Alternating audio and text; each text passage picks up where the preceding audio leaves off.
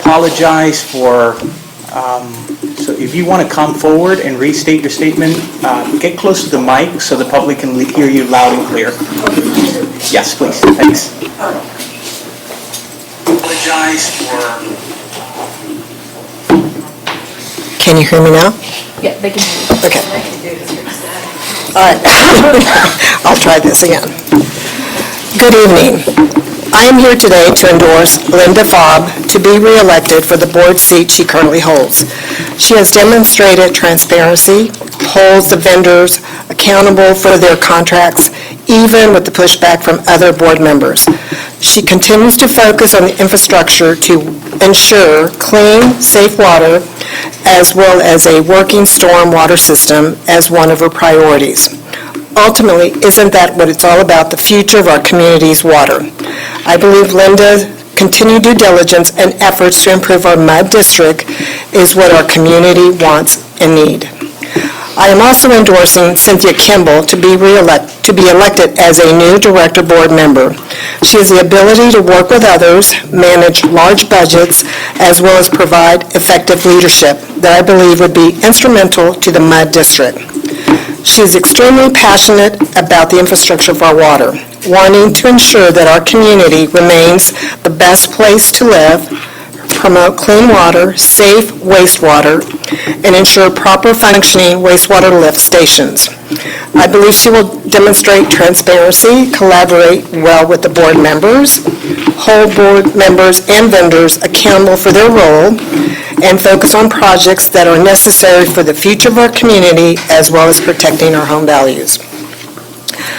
Furthermore, I've made it a priority to attend as many meetings as possible to determine if each board member demonstrates what they have promised to the community. I must tell you, these meetings have been an eye-opener for me. One issue in particular that I continue to struggle with pertains to a resident receiving a deed violation letter regarding the height of their grass, but unfortunately the deed violation rules do not apply to Hanoi Avila, a board member of the MUD that is currently housing chickens in his backyard. Let me be clear, Kelly, that this is not about the chickens. It's the fact that this board member holds himself above the community rules with no consequences. Since I do not live in Mr. Avila's section, I could not report his deed violation, so I asked Linda Fobb, a director, to file a deed violation complaint against him on my behalf. It has been brought to my attention that Hanoi has created a censure, which I believe is in retaliation for her responding to my request to report his chickens. I want to provide clarification to people watching that the deed violation complaint filed was on my request, and that the censure being delivered by Hanoi this evening is in retaliation for that complaint. Thank you. All right. Now, Sarah Teal.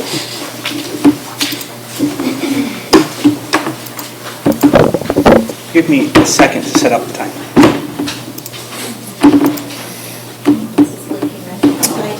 Yeah, touch Touch it hard. Touch it kind of hard. You're good. You're good. Thank you. We're ready. Kelly Masters, Hanoi Avila, and Beth Jones, I'm not really sure who you believe yourselves to be, but you don't get to supersede Texas state law. Your ridiculous censure of Linda Fobb is transparently a way to use this public platform to interfere in the upcoming election. Everything from the timing that has been introduced right before early voting to Hanoi Avila's insistence the agenda use candidate Fobb's specific name is suspect. This campaign interference activity has documentably used taxpayer funds for its exercise, and so I have collected the necessary public documents and will be filing a sworn complaint against Hanoi Avila with the Texas Ethics Commission at the conclusion of this meeting. Unfortunately, previous board member Luis Zervigon used the same playbook of using public funds to influence an election and was found guilty and punished for doing so by the TEC. The funny thing about the censure is that it really does nothing. So what if you remove Linda from the committees? She's been removed from most of them already and still manages to do a more proficient job of fulfilling her oath as a board director than those of you that sit up there now accusing her. Anyone who watches these meetings knows that Linda Fobb is the consummate professional, always. And your exhibits in her censure prove to show that this to be the case even behind the scenes. You trying to craft a document to suggest otherwise falls flat on many measures, including the conclusions are not logical, the evidence provided does not support the accusations leveled, and a great deal of the censure is simply hearsay and conjecture. Are you going to keep her from communicating with contractors so she can't see the mistake-ridden work they are performing? Well, she can just request open records to see what is happening. Do you imagine that you can keep public records from her in opposition of the Public Information Act? You could try by hiring some high-dollar lawyer, but let me spell out how that works for you. The district pays hundreds of thousands of dollars for lawyers to try and withhold information, and Texas state law still wins the game. You do know that this has happened before, right? Linda did an open records request for the annexation report. The district paid out the nose to withhold it. Linda filed a grievance with the Attorney General's office, and the AG sued the district for release. After tons of money was spent by the district to cover it up, it ended up in her hands anyway. Also, lastly, the right to farm law and its amendment in the Texas Constitution in 2023 that allows every property in Texas that has an agricultural operation on it, including every single property in this neighborhood, including those in the HOA sections, to use it as a defense against legal enforcement action is not up to you. Your resolution to say you won't enforce it again is puffery. Whether or not this board decides to make a resolution saying neighbors can have chickens, honeybees, fruit trees, ponds, foot-high grass, greenhouses in their front lawn, barbed wire fence on their perimeter fencing, or work on agricultural vehicles in their front drive, doesn't change the fact that this right is already enshrined in the Texas state law. Any neighbor who wants to see their property rights this amendment confers. Your time's up. Thank you. All right, Cynthia Kimball. Thank you. Did we determine this is working or no? It is. Apparently that didn't matter before. I don't know, it just doesn't sound like I'm behind everybody. It doesn't. Sound like I can hear them through their microphone. I can see it flashing in the top. Just So the microphone's It's only green. for the recording, it's not for the room. There's no sound. Oh, there's no sound in here. Yeah, it's only for the recording. That explains it. I'm Cynthia Kimball. I am a candidate for the WTCMUD1. It's been quite an experience, something I've never done before. And I've been a resident of Texas for 30 years. And I've been working in the workforce for about 40. So I come with a bit of experience, even though some say I may have a baby face. So don't let that fool you. 40 years of experience, 30 years in Texas. Some of my initiatives for the board are creating synergy in the board. I don't think I'm going to do that all on my own. Probably going to take an act of God and maybe the help of a coach. I said this 18 months ago when I first arrived here, and I heard what was going on. I was appalled, and I came and I said, wow, you guys need a business coach. I mean, psychology, all that stuff, we should be good with that.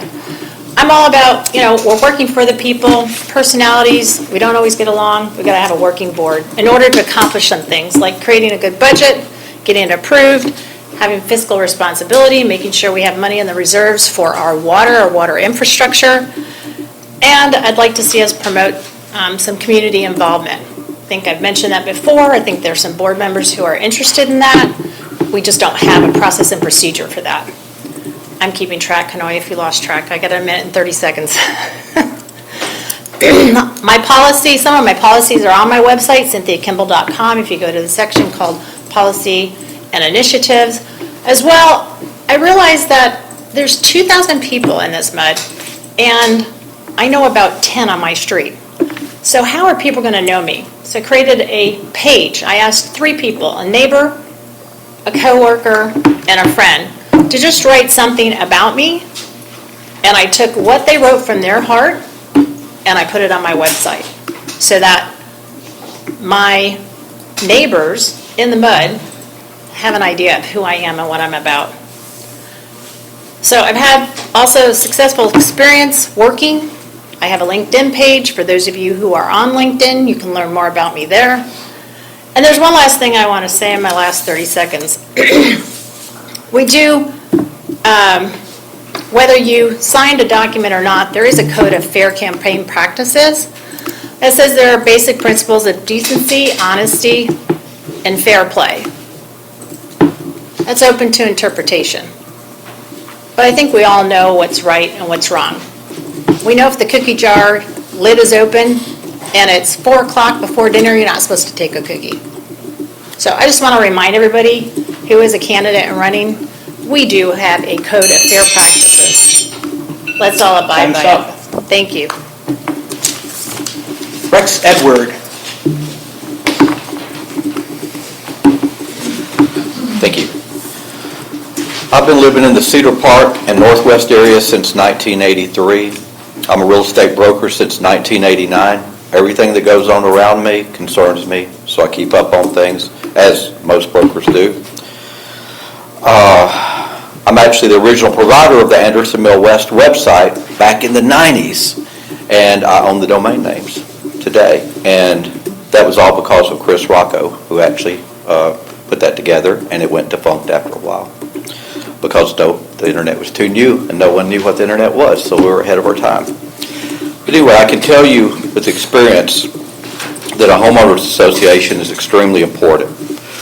The role is to enforce deed restrictions set in place. I am a multiple property owner and property manager. The same is for various management companies and the MUD boards, which is essentially a management company.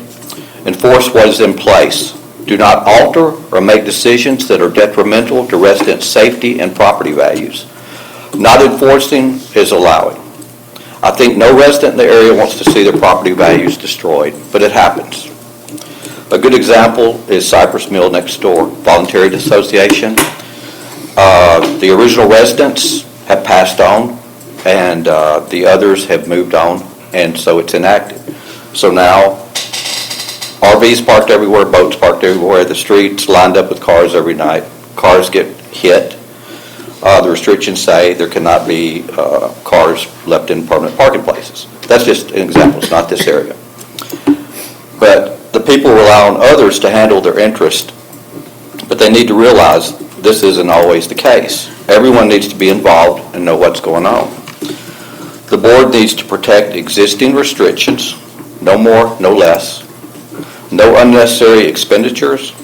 The MUD also has low taxes here, which is very unusual. And I know there was talk at one time about being annexed, which is crazy talk, because the water rates would go up and the property taxes would go up too. And I know that for a fact. And there are more issues besides this, but my main thing is the restrictions.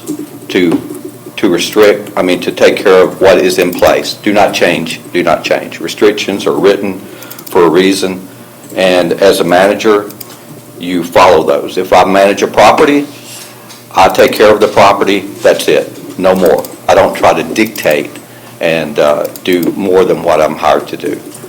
And so that's about all I have to say. And what section of the neighborhood do you live in? In Anderson Mill West? I live right next door, Cypress Mill. Cypress Mill? Yeah. Okay, thank you. Yeah, and I've actually owned in Anderson Mill West too. Appreciate it, thank you, sir. All right. I cannot read your last name, so I'm not going to pronounce it. What is it? Ramstad. Ramstad. Okay. Diane? Yes. Is that your first name? Okay, go ahead. It's Norwegian, what can I say? Live canal, so I get it all the time. Okay. Let's take a look. Oh, you can lift me if you want to. Yeah. Would it be better if we just brought you the microphone? No, that's okay. The standing's good. My name's Diane Ramstad. I've lived here since 1988 in the same house. I raised my 3 children here. My son's now a major in the Air Force. My first daughter passed away from breast cancer about 2 years ago. And my youngest just graduated from medical school. So very stable. I unfortunately had a neighbor move in at 3109 Peppergrass. I'm at 3111. That's the house that caught on fire in March. They have trash out in the driveway, and I've taken pictures, and full of mold. And I have a respiratory issue. And in the middle, and they left a huge trash bin out in the driveway for probably at least a month. And then Wilco got involved. And I think somebody from the Homeowners Association did too. I'm not sure. Very, very unhealthy. In July, I ended up getting a very severe case of COVID for 8 weeks. They x-rayed my lungs, and I had spots on my lungs. They wanted to hospitalize me. I said, I've had enough of doctors and hospitals. I wanted to pass. They are still having all that trash, not in a bin, but out in the driveway. And I don't know what I should be doing. And that's why I came. This lovely lady has heard plenty from me. And is there a Kelly?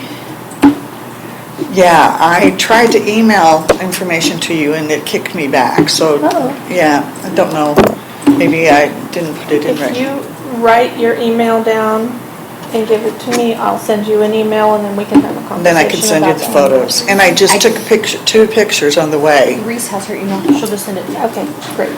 Yeah. Yeah, and do you mind if I respond? We did have a complaint about that earlier this summer, and it was very bad. There were appliances and things out in the yard. Oh, it's really And bad. when we followed up on the complaint, that was when they had moved the trailer there, and it looked like things were improving, and so we opted to hold and give them a chance to, to rectify the situation. If they haven't, and it's still a health hazard, we want to know about it. Well, and because I had such major issues with my health, they also had major rat infestation. And when the house burned, guess where they went? To my house. Thank heavens I have a contractor who's doing a full remodel of my house, and he cannot install new appliances. They chewed through my water line on my dishwasher. They chewed through my gas line twice on my stove, and through my water line on the refrigerator. Okay? Okay, well, let's continue the conversation and see what we can do to help. Okay, thank you. All right, thank you. Tina Flores.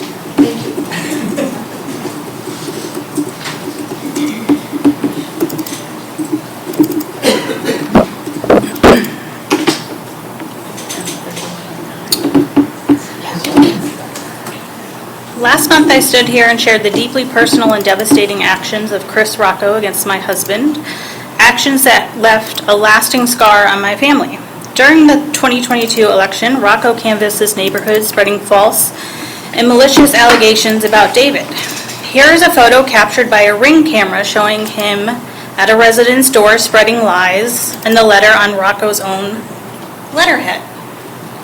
Photo number 1, for everybody who can see. Here's the letter. Sorry it's not blowing up, but here it is with his letterhead. Let's see. That further defamed my husband. Tonight, I need to reveal even more egregious acts this time against the residents of this MUD. Recently, a witness saw Chris Rocco stealing political banners and signs from his rivals. When confronted, he cowardly shifted the blame to Beth Jones. He has never taken responsibility for any of his wrongdoings. This aligns with his past behavior during the 2020 and 2022 elections, where he interfered with integrity-free tactics just like this. During his 20 years on the board, Rocco was a key player in implementing the fine scheme, a punitive system that attached deed violation fines to residents' water bills, extorting people for a basic necessity like water. His hand was always the first raised when it came to levying fines on vulnerable residents. And what did he do with these illegally obtained funds? He funneled them into so-called community events. Though the receipts tell a different story, one that doesn't add up. He consistently abused MUD funds to finance personal trips. Every year, Rocco would take his family to South Padre Island using the excuse of attending a conference. In reality, the MUD was paying for his family's lodging and covering daily expenses while they enjoyed a beach vacation. And Beth Jones followed his footsteps in 2021. These actions weren't one-offs, they were repeated offenses against the taxpayers who fund this district. Rocco also played the role of the self-appointed Architectural Control Committee, dictating how others should live on their property, while his own home in Section 6 of Anderson Mill West has been in violation of deed restrictions for at least 8 years. Chris Rocco's home on Lobelia Drive, in deed violation. He enforced unsightly article violations on residents, targeting the most vulnerable, all while his own property was a prime example of non-compliance. Even worse, Rocco exploited taxpayer dollars to cover his personal meals, routinely billing the district for breakfasts and lunches he attended under the guise of meetings. But he didn't stop there. In his final year on the board, he treated the district's deed enforcement contractors, Jimmy and Diana Sagnes and Catherine Franke, to an extravagant steak and lobster dinner at Frida's Seafood Restaurant. He had the audacity to charge the meal as a business expense to the MUD, but thanks to the vigilance of Sarah Teal and Linda Fobb, Time's up. TBD. Come see me if you want to. Jana Norton Ramirez.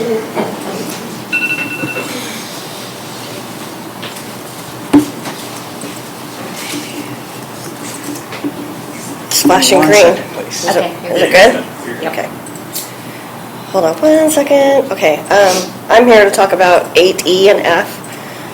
Why is this happening once again? Can't y'all just get along like the majority of my boards in Texas? They watch your videos and laugh hysterically. I think you guys need team building, such as going to conferences. For example, the Association of Water Board Directors. There's a lot of information that is shared there and other conferences, and they don't cost the district thousands of dollars. My first one was in Austin, in fact, and drove there myself and drove back. It's not a big deal. I learned tons about MUD districts. 8G, public information requests. Hiring outside legal counsel to conduct these requests. This sounds like 4 years ago. What is the legal requirement, and what is the penalty for not meeting the time requirements for the PIRs? How much do taxpayers have to pay for this new council? I thought Linda's first campaign was all about transparency. What has she accomplished on the board in the first 4 years, other than the claims that she found fraud and then she sued the board? The lawsuit was dismissed with prejudice, and our taxpayers paid for this.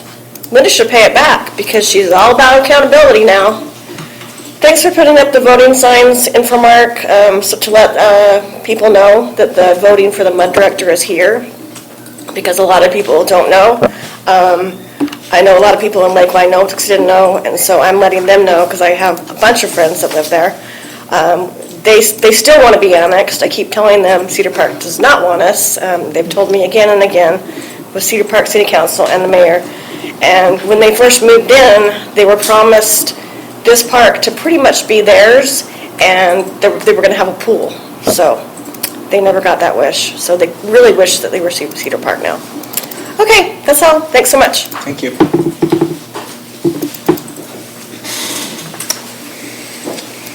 All right, Margaret? Is Margaret in the room? Margaret, you're not speaking? No, I was just, got Mark present, I'm not speaking. Okay. Wendy?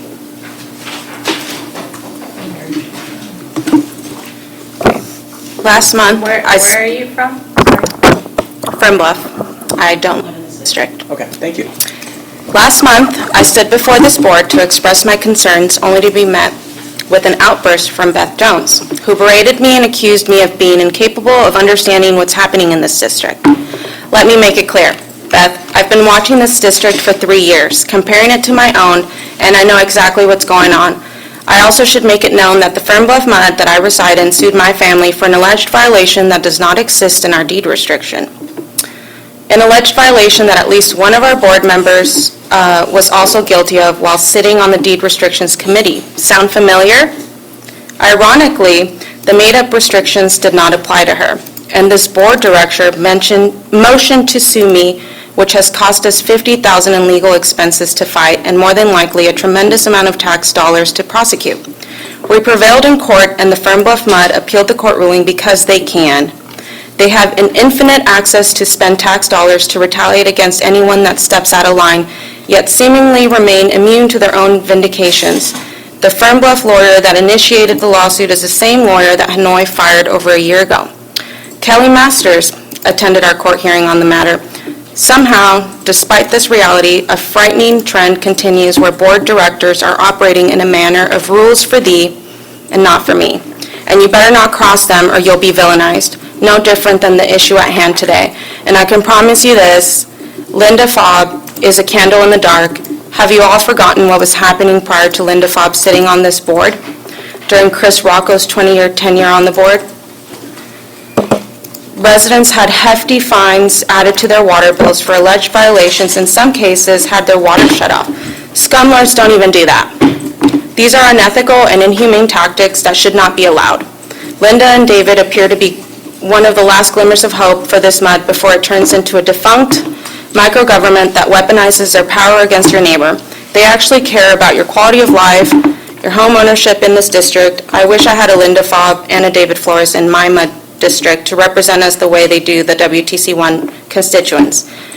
As for the censure of Director Fobb, it reeks of corruption and hypocrisy. This looks like nothing more than an attempt to silence Director Fobb and halt her ability to do what she was elected to do by the residents in your district.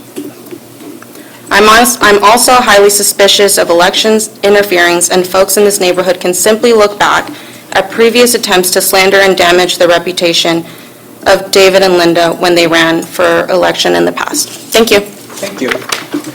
All right. Next person, Carol.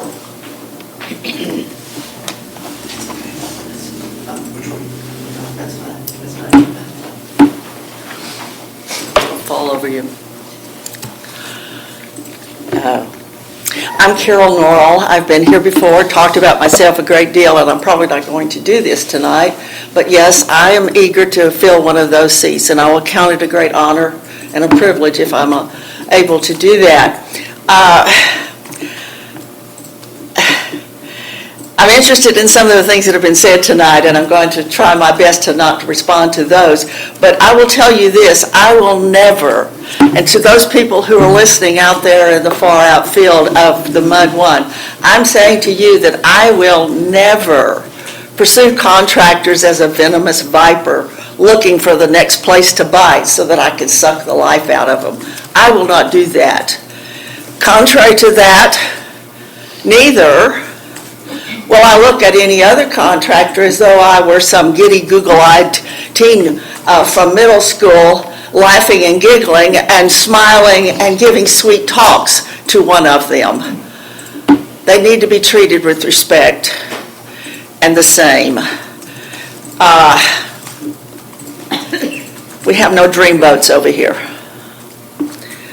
But I will do some things. I will look at billing, Linda. I appreciate how you do look at the billing, and I will do the same thing. I will look at it with just as much vigor as you do. But when I choose to speak out, I will do it with some dignity and treat some people with respect. And if there are concerns, we'll look at them. I will review and study draft infrastructure information and find the most practical and cost-effective ways to keep all those things functioning. Yes, we want clean water and we want things to take care of storm water and sewer waters. Of course we do. Of course we do. That's a priority of what we need to be taking care of. But we're broken, folks. We need to be fixed, and we need to be willing to try to make that happen. I'm keenly aware of the emotional issue of whether we take care of our covenants or not. We use the term deed restrictions. It's an archaic term. It's really covenants. They're promises that were made to homeowners when they bought their homes. Now, back in the 90s, the state legislature agreed because of a vast movement by homeowners to put in place something that MUDs could do. Now, I'm suggesting to you that we need to look at this in a conscientious way. We need to have a system in place. Perhaps what we need to do is invite an advisory committee made up of homeowners, residents, that can sit down and talk about this, and let's find a way. I just learned recently that there is a grid of all of our subdivisions that shows how they all lie out beside each other, what is a covenant here and what is one over there. And it's a massive task to even consider taking care of all of that. And so it's not a simple task, it isn't. And so that's maybe why we need to get some residents, a representation from every one of the divisions that exist in our MUD. But, I'm skipping over some things that I was going to talk about that I will do tonight. But, some things have been said tonight, and I guess we've heard the word transparency. I like the word clarity. Clarity means there's no barrier. Transparency means there's still something in the way. We need to be clear with one another. And I've listened and I heard some things from people as I've been out there knocking on doors. People saying things to me like, yes, you've got my vote. Time's up. Okay, but I won't put a sign out because I'm afraid of the negativity that I endured the last time. Thank you. Thank you.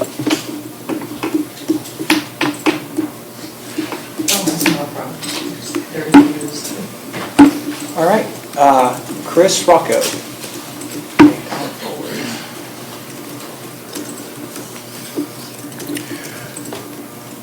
Hello, my name is Chris Rocco, and I'm running for one of the two MUD director positions that are on the 11-5 ballot.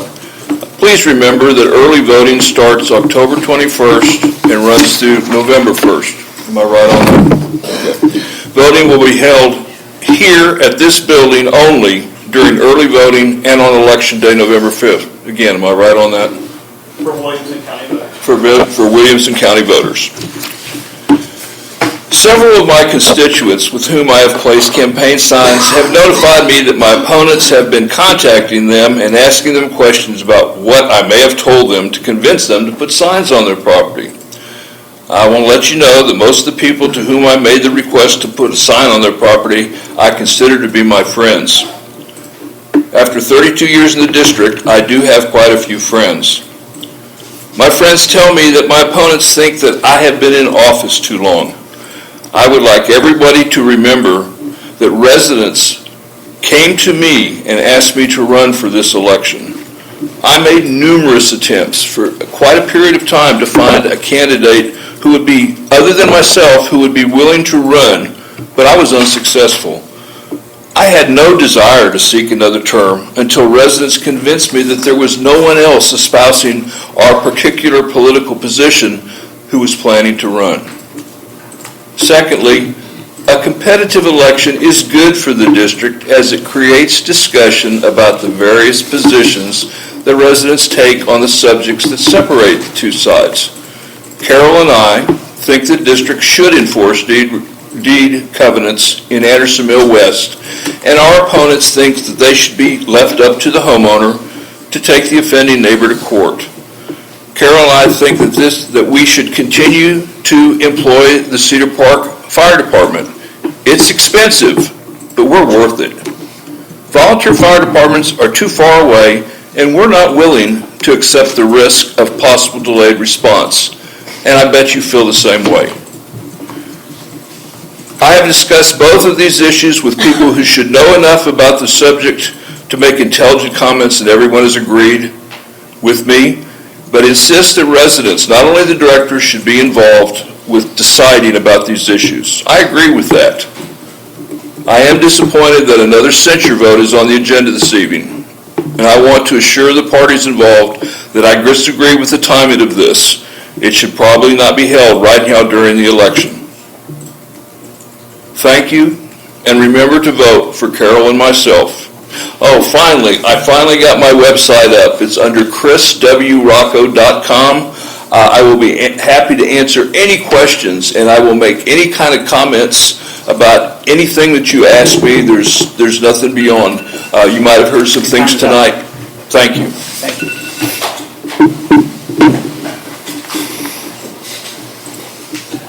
All right, so we're done with the comments. Thank you.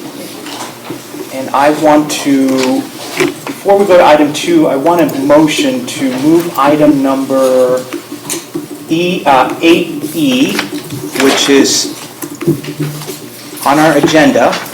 8E, discuss censure of Director Fabre. I want to go ahead and get that done. And so, do I have a second to move that item to number 2? I'll second that. We have a second. All in favor of moving up the censure? Discussion? Okay, let's open for discussion. Go ahead, Kelly. I think there are a lot of people here who are interested in it and don't want to keep them here for 2 hours waiting. So that's why I'm agreeing.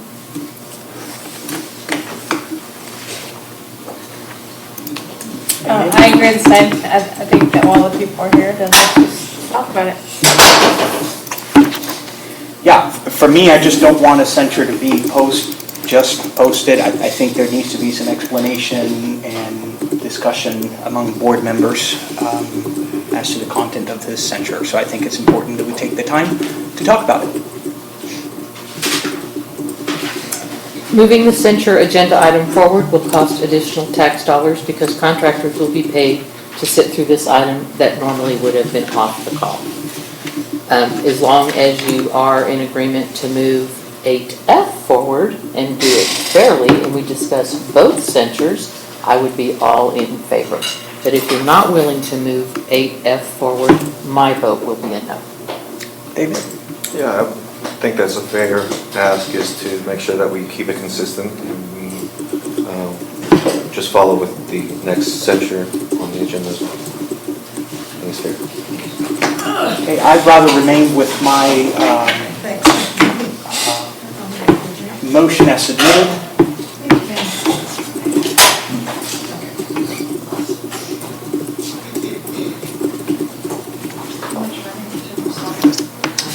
So I think we're ready to vote. All in favor? Okay. Opposed? Motion passes. Opposed? So 3 in favor and 2 opposed. And that's just for AE, not for adding 8F onto it? No. Okay, just for AE. Okay. All right. So we have copies of the censure. So whoever wants copies with all of their exhibits, they are available both for the directors and the public.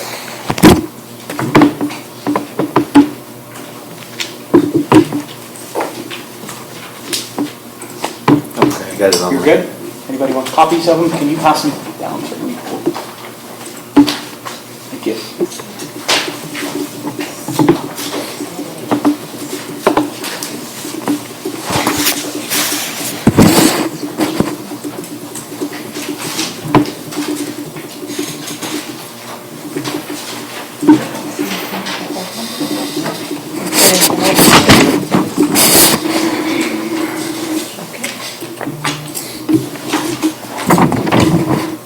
Alrighty, so as the current sitting president of this board, I come to you, the taxpayer of this district, with a sense of embarrassment and shame. Knowing that as a taxpayer, you entrusted us to represent you in a trustworthy and diligent manner to perform the business of this district. Instead, we now find ourselves in the same place we were 2 years ago, voting for the censuring of Linda Fabre. Despite the opportunities we gave her to amend herself, I myself voted to uncensure her. And in hope of unity and a fresh start, this district has continued to struggle and is now on the verge of losing its ability to function. Since I took office 2 years ago, all I have been able to do is to try to lead in the midst of chaos and disruption. This board is unable to hold a civil discourse and plan objectively to decide at any level.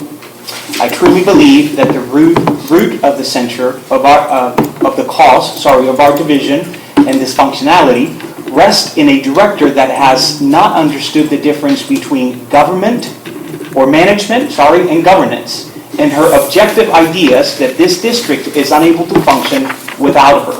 Yes, that's right, Director Linda Fabre. Since her uncensoring, Linda has reverted and has continued on the path of disruptive and now destructive behavior, continuing and following the same pattern and behaviors for which she was previously being censored. She continues to burn bridges with with our contractors and members of our community. I think it is time for us to hear the reasoning behind my proposal to censure Linda Fabre. For the sake of transparency and accountability, I recommend that we do this thoroughly and systematically, both for the public to understand and for us to reason before we vote on this matter.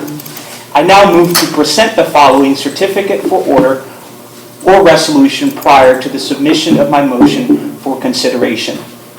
And I'll go ahead and start on page number 2, and we'll hit each whereas, and then we'll have individual discussions as needed. So whereas on January 17, 2024, the board met in an open meeting and adopted an order establishing deed enforcement procedures. Director Fabre voted aye.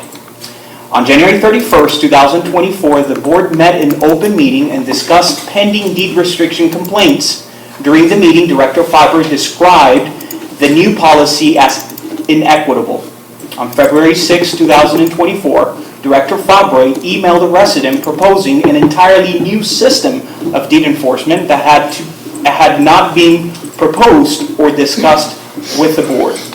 Her proposed system would place on residents to sue each other for violation of restrictive covenant, and that is clearly stated on Exhibit A.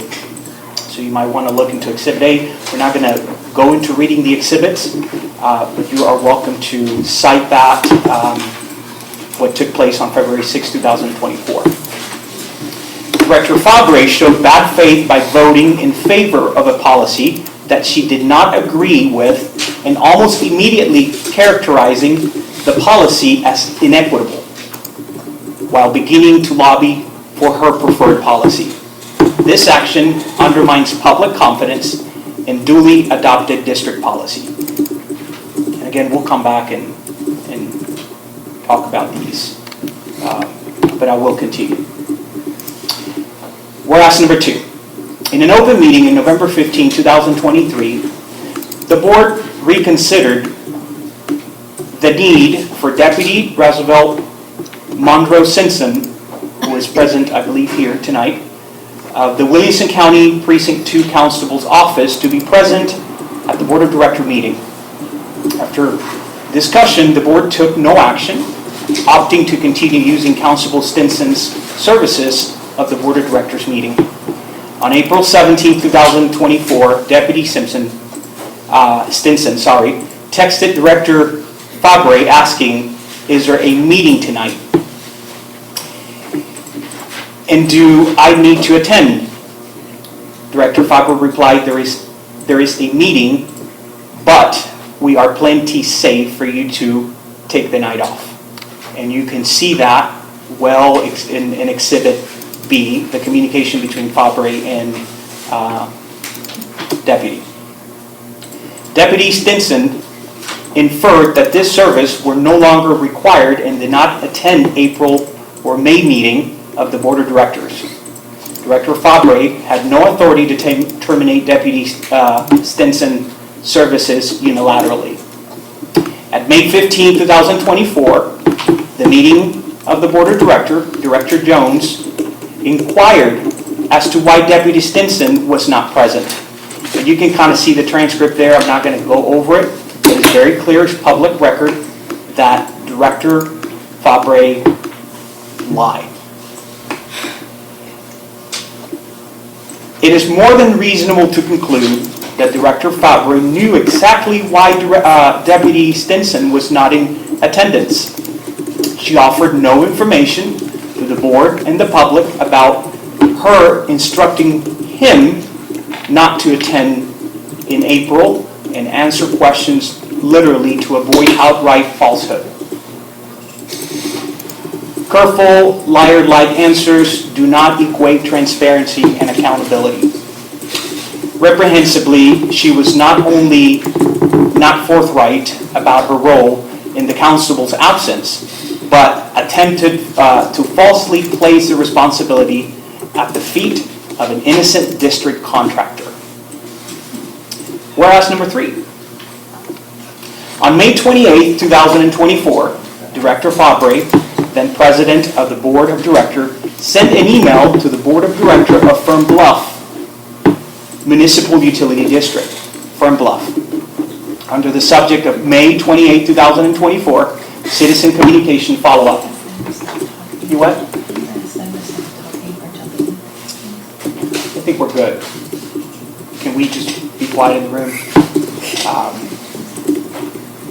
In the email, okay, so Fern Bluff Board regarding a recently concluded legal matter, and informed them that she had filed a complaint with the Office of the Attorney General regarding a recent Public Information Act, and you can see that clearly stated, attached as Exhibit Exhibit C. On May 3rd, 2024, the District General Manager of Fern Bluff responded to the entire board of WTCMUD1, stating in part, "It's confusing to me why you wish to involve yourself in our district affairs.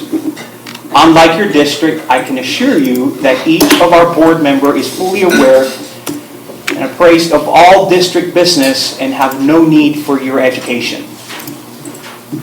Okay, continuing, even though Director Fabre was holding herself out to Fern Bluff as a private citizen and sent the email from her private email, her position and reputation is well known by Fern Bluff. It is impossible for her personal action in this episode to be divorced with her public position as a director, as evidenced by Fern Bluff emailing the entire WTCMUD1 board in response.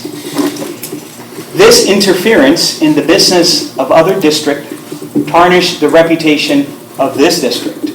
Further, limits the pool of contractors willing to work for us. We need to keep order. Stinson?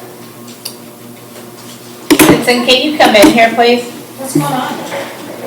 Would you please keep quiet? We need order in the room. Yes, you. And if you do not keep order, I'm going to ask you to be removed from this room. Okay. Okay? Okay, she wants to go, let her go. I'm not leaving. What's not allowed? I'm sorry, I just want to know what's not allowed.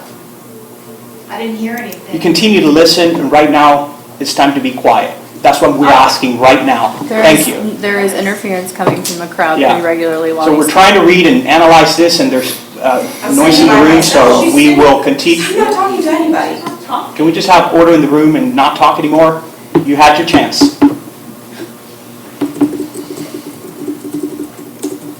Expose us to potential adverse litigation and take action away from important district business. Okay, so we're going to then move on to whereas number 4. In January 24, Director Fabre became aware that Director Hanoi Avila was keeping chicken in his backyard. While this is a violation of the restricted covenant of the section where he lives, the newly adopted deed enforcement policy was based on complaint. No neighbor of Director Avila had complained. On March 17, 2024, in a Bill and Invoices Committee meeting, Director Fabre told Director Kelly Master that she wanted to remove Director Avila from the Deed Restriction Committee, DRC, and place herself or Director David Flores on it in his place. Director Fabre stated that if Director Avila would not step down behind the scene, she would have to discuss his chicken in public meeting. You can see that in Exhibit D. While Director Fabre first attempted to do this in closed session on March 20th, 2024, the district attorney advised that this was not a topic eligible to be discussed in closed session. And Director Fabre plunged ahead with her, exposing me basically, in an open meeting. On that night, the board voted to make no changes to the DRC. Director Fabre continued to influence public sentiments against Director Avila, as evidenced by public comments by her allies at subsequent meetings, not by his own neighbors. On August 20th of 2024, Director Fabre took advantage of the fact that the deed enforcement rules allowed a director to file a complaint about a violation in any section of the district to file a deed violation complaint against Director Avila. She does not live in his section, and no neighbors of Director Avila had complained. The complaint was accompanied by a photo of Director Avila's private backyard that was clearly taken by someone who had reached over his neighbor's fence. Exhibit B. Sorry, Exhibit E. You can see the picture there. So this breathtaking privacy violation is antithetical to the value of this board and this district. The board will not tolerate this behavior and condemn it in the strongest possible term. All right, whereas number 5. That wasn't sufficient, so on August 21st, 2024, immediately following the meeting of the Board of Directors, Director Avila was signing checks at this dais. Director Fabre began to berate him in front of several witnesses that were in this meeting, including Mackenzie Skell of Infomark and Lisa Rickett of Artesian Financial Services, telling him that he was a corrupt minister, and I'll quote again, "You are a corrupt minister, and in bed with district contractors." Director Fabre threatened to show up a director, Avila's church, at the upcoming Sunday, quote, "expose you to your parishioners for the fraud you are." And you can see that in Exhibit F, G, and K, right here, right to my face. The board will not tolerate a director threatening another director in his or her private affairs and condemn this behavior in the strongest possible term. By the way, this wasn't sufficient. We can see that on whereabout number 6, on September 25th, 2024, Hillary Avila, wife of Director Avila, was at her home seated at the table and viewed from the street. She observed a vehicle matching the description of a gray Honda CRV belonging to Linda Fabre drive slowly past her home. The passenger, a person unknown to Ms. Avila, took their phone out and pointed out of the passenger window at the home, appearing to be recording the home as the vehicle drove very slowly past. Security footage that's also provided there as Exhibit H and I, at the time captured a gray vehicle outside of the house. The board will not tolerate a director surveilling the home and family of any director or resident of the district for political purposes. Any possible rebuttal that there's nothing illegal about the recording of someone's home from the street misses the fundamental point that this behavior is far outside commonly accepted norm. This is not ethical or honorable and has no place in civil government. We condemn this incident in the strongest possible term. Whereas, number 7, numerous district contractors have been subject to harassment, defamation, unreasonable request, and have also observed Director Fabre's behavior. You have plenty of under oath exhibits, which are considered evidence in a court of law, Exhibit J and Exhibit K. Whereas Director Fabre's continues erratic, unstable, and aggressive action has no place in civil and function government, as has thrown the board of this district into turmoil. And so I am not going to read the following. That's part of what we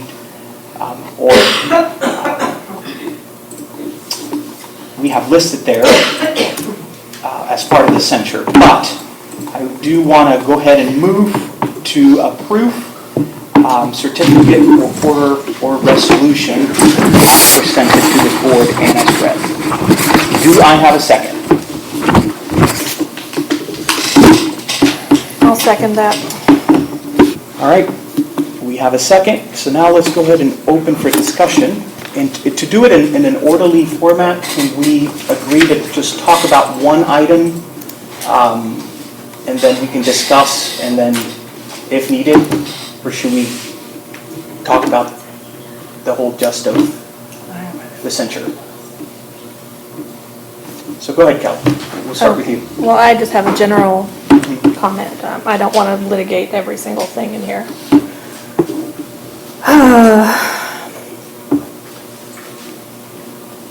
Let me just start by saying I spent most of my day in court where people have real problems. This is not real problems, and I'm sorry that we have to be here. Linda, you've had your friends come and say some pretty mean things to me, pretty personal, mean, cutting things, and that's okay. I can take it. I'm very secure in my personal accomplishments, my professional accomplishments, and my quote-unquote legacy. Wendy, for this district, I'll put my body of work that I've accomplished in the short time I've been here up against any director from any 4-year period. So that's fine. There's a lot of talk about accountability being thrown around. It's a buzzword almost. I feel like it's losing its meaning. But let's talk about accountability, and let's cast our mind back to January. In January, Linda, you were on top of the world. You were the president of this board. You had the confidence of a majority of this board. All we needed you to do was lead us and not screw it up. We wanted you to lead us. We had confidence in you. We just needed to move forward. Since that time, it's been the world's worst, craziest roller coaster. If you want to know when you lost my confidence, you lost it on January 31st, when you declared that the new deed restriction policy that you had proposed to me, that was your idea initially, that you had defended and advocated for, and that you voted yes for, you declared it inequitable, and suddenly started lobbying for a whole new policy that coincidentally went back to, now that I can see in history, the same policy you've wanted the whole time, which is just for people to sue each other. So that's when you lost my confidence. If you want to know when you lost my friendship, you lost it when you went after Hanoi and his family. And if you want to know when I decided to vote yes on this censure, it was when I found out you'd been creeping around Hanoi's house, taking videos of his house. And that was 2 weeks ago, and that is the reason I'm voting yes tonight.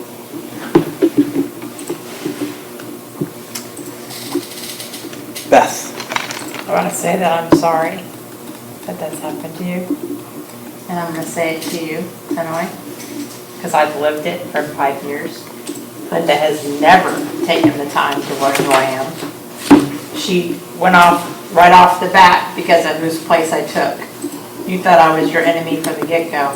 But in actuality, when they canceled your censorship, they didn't really cancel it. They just left it to the side to give you a second chance.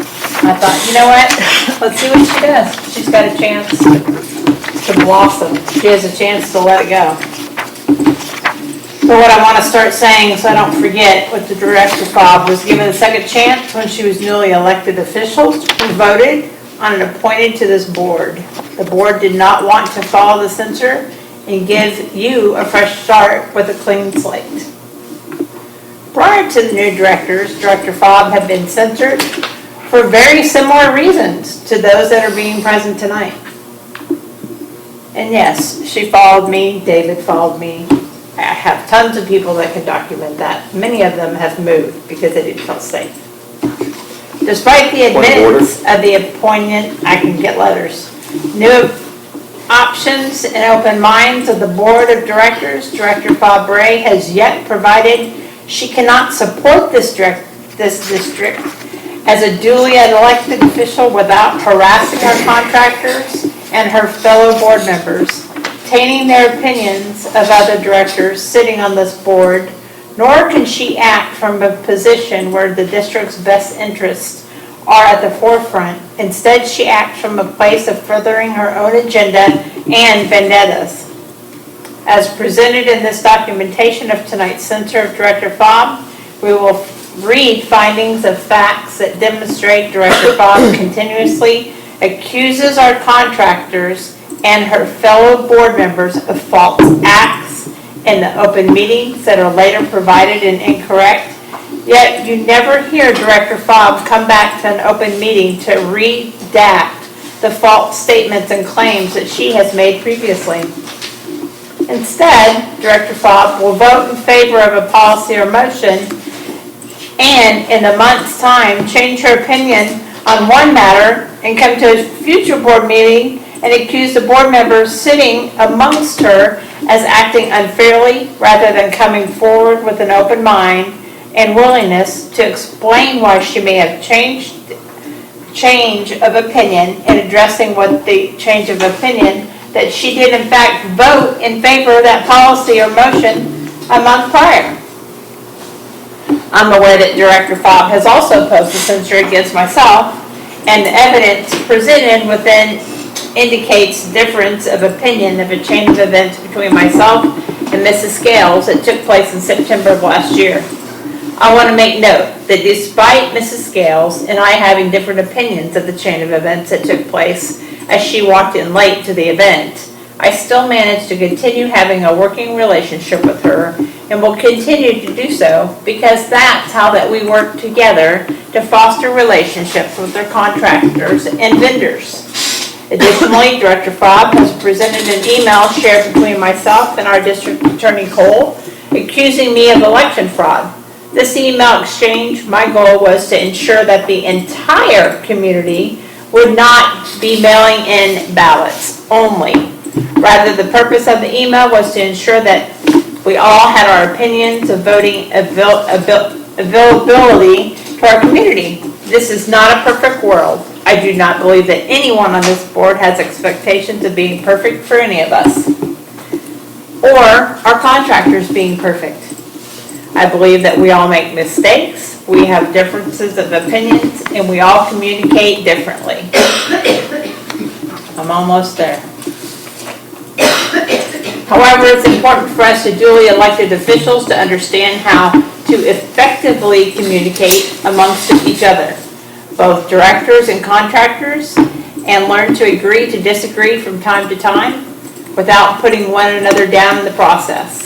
I have felt that since Director Fobb was elected to the board, that I have not been given a fair chance with Director Fobb, and it has caused us to have continual battles since.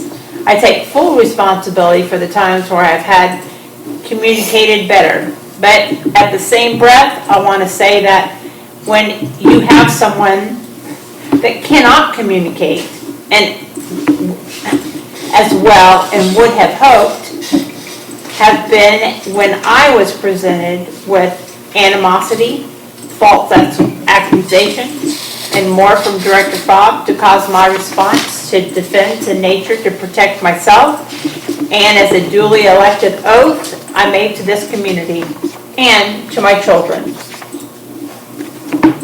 I fully support the censure against Director Fobb, as this was her second chance to do better, be better, and act in the best interest of this community, and the findings of the fact within the censure demonstrate she has not been able to achieve any one of those. Director Fobb continues to prove that she is not willing to work with the other directors. They have different opinions of their own, nor is she able to treat our contractors with respect and professionalism.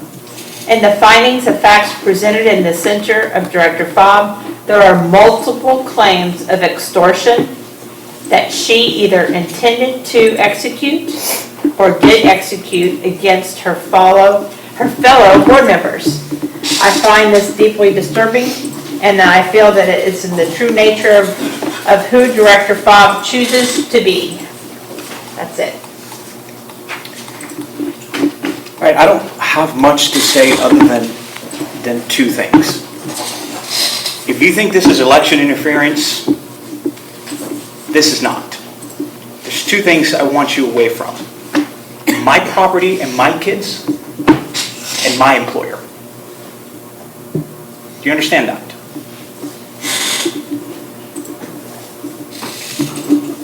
I do not appreciate what you've done.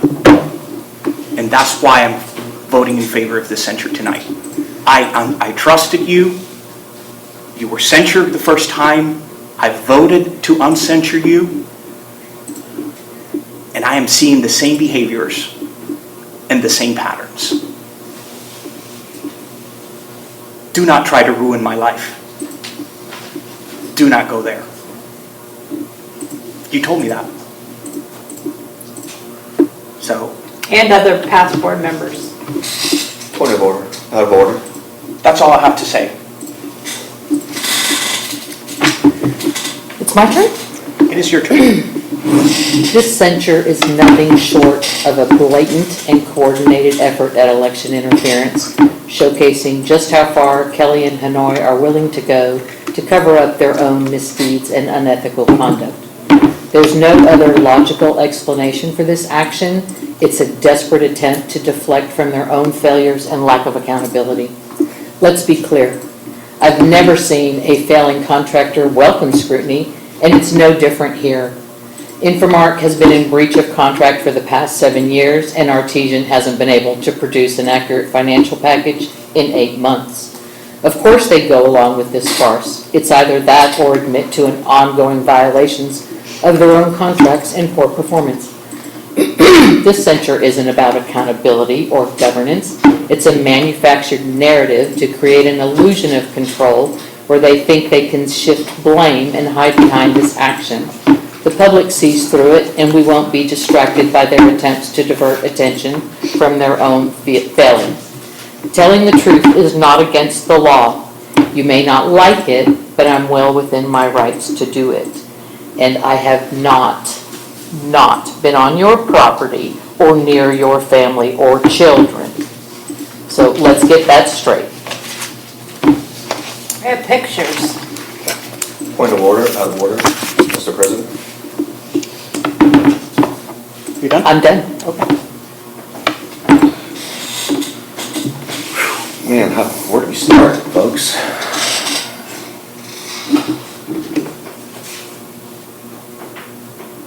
You know, we set limits to make our board meetings go efficiently, try to save money for the district, the contractors. But yet, here we are spending about 35, 40 minutes on this subject. When it comes to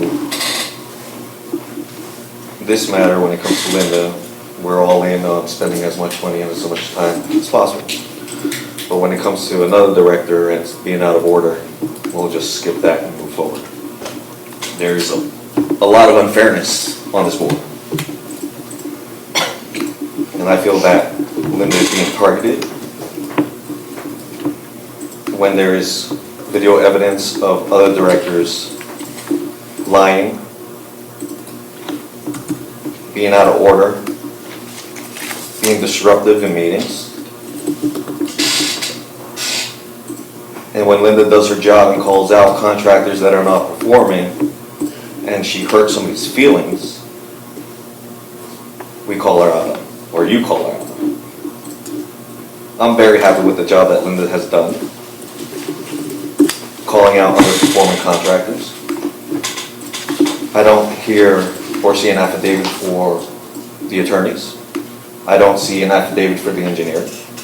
I don't see an affidavit for a cleaning service or a landscaper.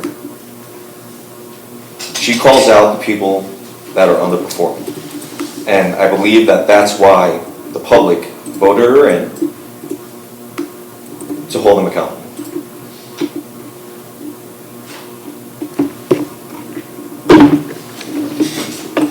To say that Linda terminated Stenson, I think is the wrong word to use. She never said terminate. So, Hanoi, I think you misrepresented that word and what she did with Stenson. Terminate was not the proper word. You know, if we're going to hold people to lies and hold them accountable, I think we shall hold them accountable across the board.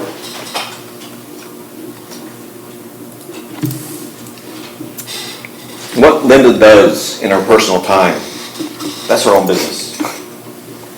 Hanoi, you can do whatever you want in your personal business. I don't care. Same thing with everybody else. If Linda chooses to go to Fern Bluff or attend their meetings, or that's on her. That's she's doing that as a private citizen. If I decide to go march down to the Capitol and fight for abortion rights or fight for saving babies' lives or whatever you choose to stand up for, am I going to get in trouble too?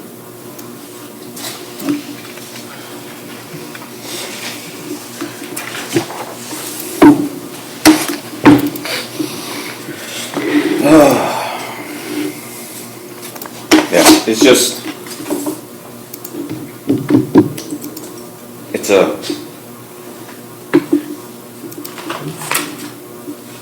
I'm very worried about election interference and the amount of money that's going to cost this district. I think the timing is horrible. I think it should have been held for another month. It was brought to my attention that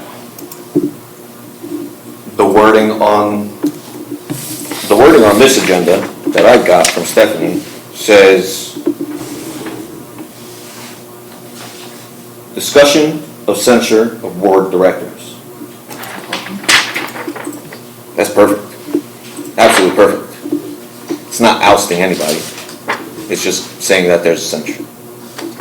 And to change that, when there is 2 board directors, that a censure for 2 board directors, that was appropriate. Don't interrupt me. Don't interrupt me. So, to emphasize in the email that you sent to all of us that it had to say Director Fobb, first thing I thought was election interference. First thing. And that worries me. Because now, I believe you're taking it very personally, which, okay, you have the right to, you know. But my concern is for the district and what this is going to cause the district and how much it's going to cost the district. When I saw that we put board members, I was like, cool, we saved ourselves. I don't have to worry about election interference. But when you went ahead and insisted that I said Director Fobb, I was worried. So here we are, and that's all I have to say. I appreciate it. Right, thank you for your comment. All right, so I'm ready to vote. All in favor of censuring Linda? Say aye, or raise your hand. All right. No. All opposed?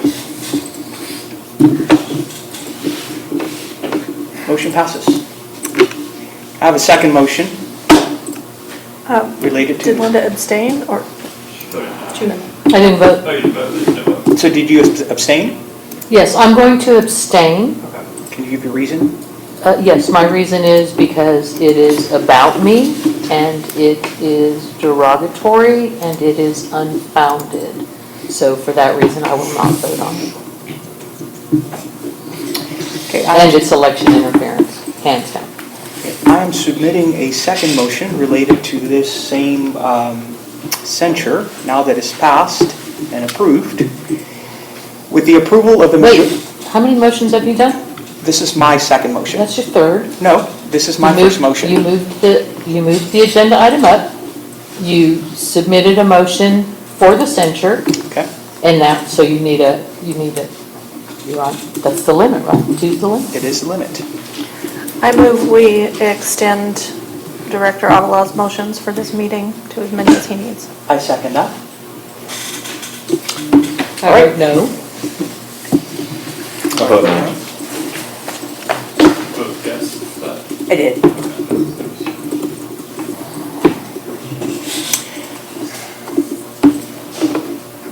All right, so this is also related to the censure. With the approval of a majority board vote of the censure of Director Linda Fabre, I would like to make a second motion that the district file a suit with Williamson and Travis County under Senate Bill number 232, Chapter 180, subsection 180.010, for abuse of official capacity of an elected official. Do I have a second?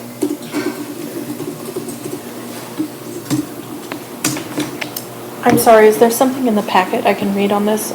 I don't know what's It's happening. a subsidiary motion to that dissenter. So it's related to the censure.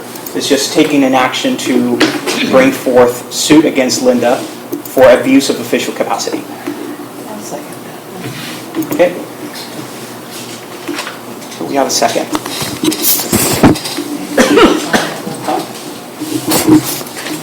Please give me the section again. Yeah, it is Bill number 232, Chapter 180, subsection 180.010.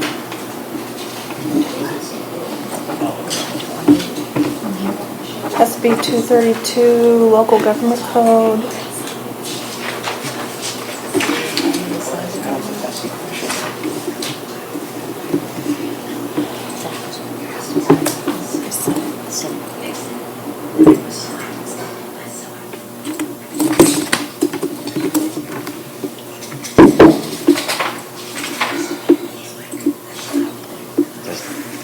This doesn't bother you? What? Does that bother you? They're talking. Can you stop them now? You want me to? All right, so we have a Fair, second. right? Equally fair? Can we Can we get some order, please? can we get in the order, gallery? please? Thank you. Yeah, thanks. Sorry, I apologize. Try and keep it fair. You're right. Nobody's speaking right now. Okay, so your motion is to file a suit in Williamson County. Correct, I can read the motion. I would like to make a second motion that the district file a suit with Williamson and Travis counties under Senate Bill 232, Chapter 180, subsection 180.010 for abuse of official capacity of an elected official. You have all the affidavits. We do.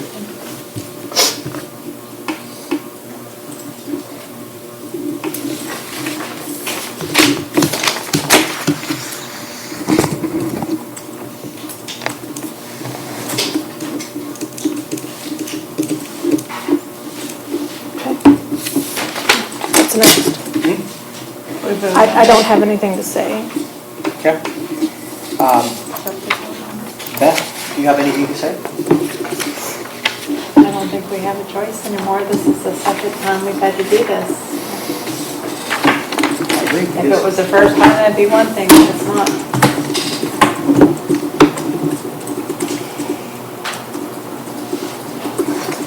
I don't have any further comments.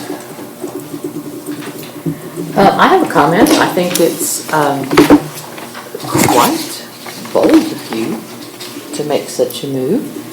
In particular, when you are not interested in pursuing contractors that fail. That seems like a personal thing to me, but you will do you, and I will do me.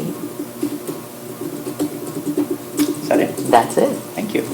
David? Yeah, I'd like to table this to the next meeting so I can do a little more research, and I think it's something that we should bring in closed session to talk to our attorney regarding. I have some questions for him. Would that qualify, Cole, to bring in a closed session? That would. Yeah, so, I have some concerns. So, yeah, I'd like to hold off on, till the next meeting, and. We'll do a closed session. We can, if you want to do that, so we can discuss this with our attorney? Okay? So let's do it.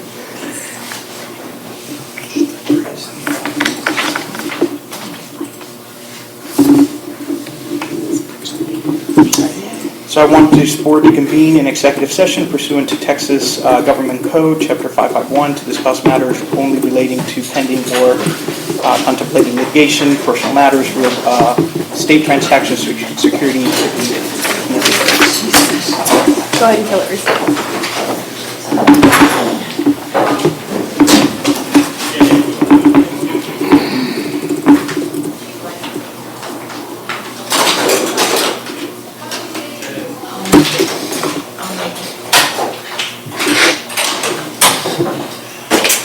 disabled lady in the corner now.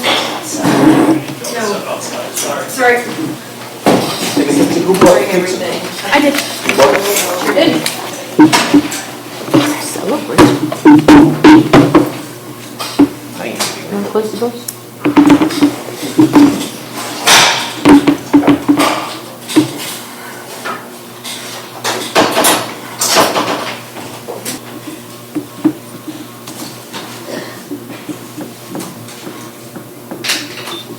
We're gonna need a motion to extend the meeting, right?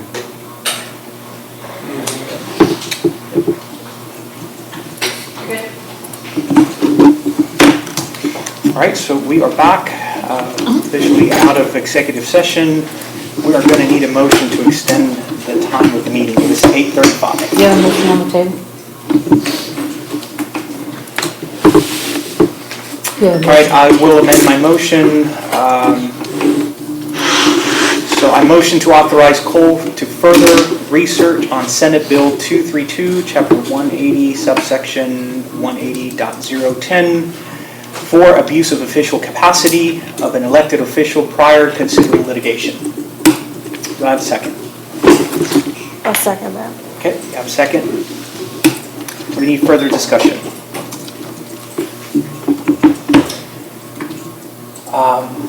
Kelly? No. No. Beth?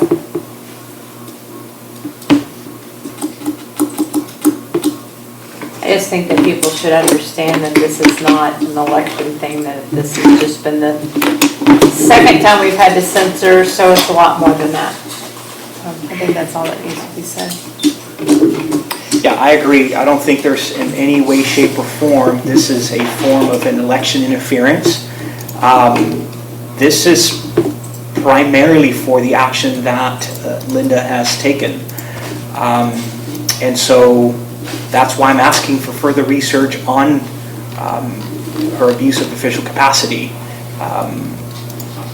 And so we'll engage in that and see what we can do after. So I have nothing. nothing? Good. I feel that this is more of a personal basis from what I hear and what I've read on censure. People's feelings have been hurt. I don't think there's anything criminal that has happened. I believe it's a very, with the timing of the election, I think it's, I'm afraid of the perception that this brings forward to election interfering. I would feel more comfortable if this came next month after the election to make to vote for this motion. At this time, I would not be able to support this motion because of my concerns of election interference. I'm concerned about that this is, personal, and we're wasting tax dollars on a personal, to something that I think is more personal. But that's just my opinion. I don't feel comfortable voting for this at this time. All right, are we ready to vote? All in favor? Motion passes. Opposed? All right, need a motion to extend the time. We are extending. We still got to We pay haven't bills. even done The whole agenda. I think an hour. Yeah. I move we extend the meeting for 1 hour. Okay, I'll second that. All right, all in favor? Beth, you were a yes. And David and Linda, no? I was a yes. Yes, yes, all yeses? Sure. Thanks. I'd like to make a motion, please. Go for it. I'd like to move agenda item 8F up to cover that censure of Beth Jones. I'll second that motion. We got a second. Kelly? Do you have anything to say? Okay. Beth? I think it's a retaliation. It wasn't on here until hers was on there. So I'm sure you think I did this to you, but I had nothing to do with it, so you have to attack someone. So I get to be your target this week.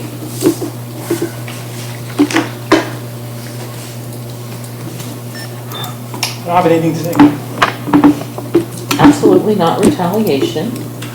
It is a well-deserved censure that I am ready to deliver. I think to make things fair and equitable, it's just only fair to continue with the topic of censure.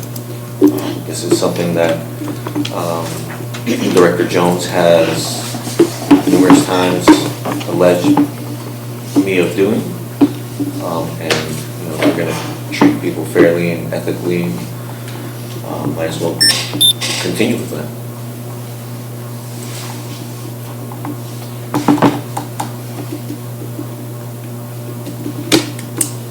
All right, we're ready to vote.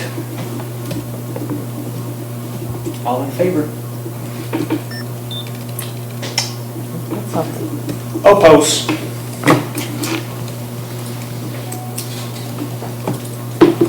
Are we ready to move on? Should we, all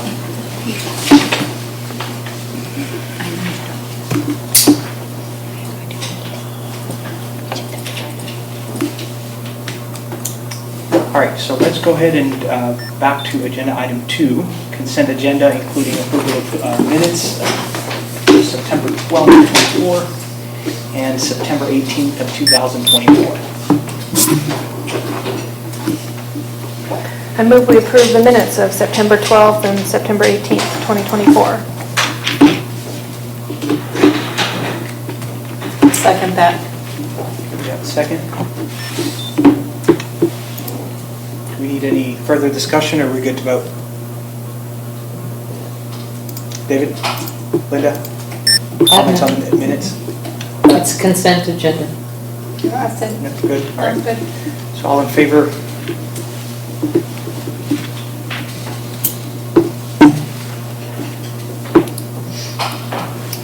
All right, so let's go ahead and do accountant's report. All right, y'all have Kara online. Kara, can you hear us? There we go. I can. Good evening. Thank you very much. If you would please scroll past the cover page of my report, you will see your summary of funds on page 2. Nothing unusual to report on this page tonight. On page 3, you will see the cash flows for new first checking. We started the month with $20,527.80. You had a little receipt of tennis fees and a $380,000 transfer from text pool for total receipts of $380,685. We did courier a check to Badger Meter last month, and then I am presenting for your approval checks number 1364 to 1404.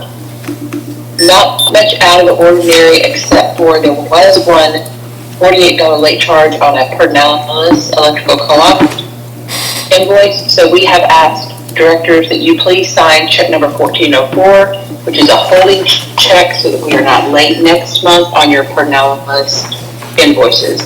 Just by the invoices have different dates on them, and because of the day of the meeting, we're not able to make those timely. I do want to point out also that we did make we are presenting for your approval tonight the TML risk pool insurance. That is check number 1401. So you're in. Kara, if I'm interrupting you, I also want to point out check 1400, which is Texas Workforce Commission, state unemployment. That's an annual fee that we pay once a year.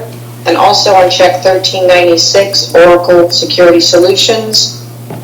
We are only presenting checks to pay for those bills that we have invoices for.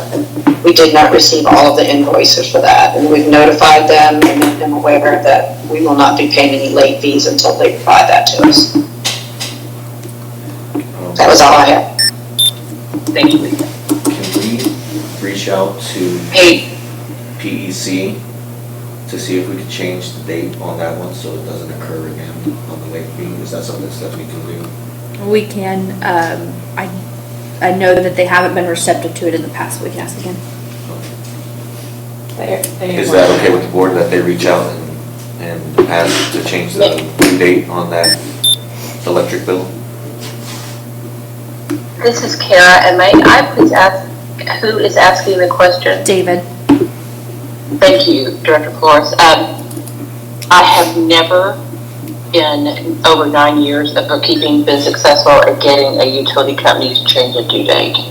I will reach out to them, but the reason we're asking for that holding check is based on that experience. They do not like to change their billing dates.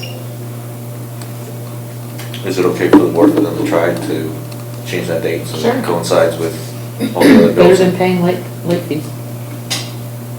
Anybody? Hello? Yeah, we've discussed this week, that they have tried before. We can try again. They did say they did. Never mind, if you tried in the past, I don't have the whole board's approval. It's all right.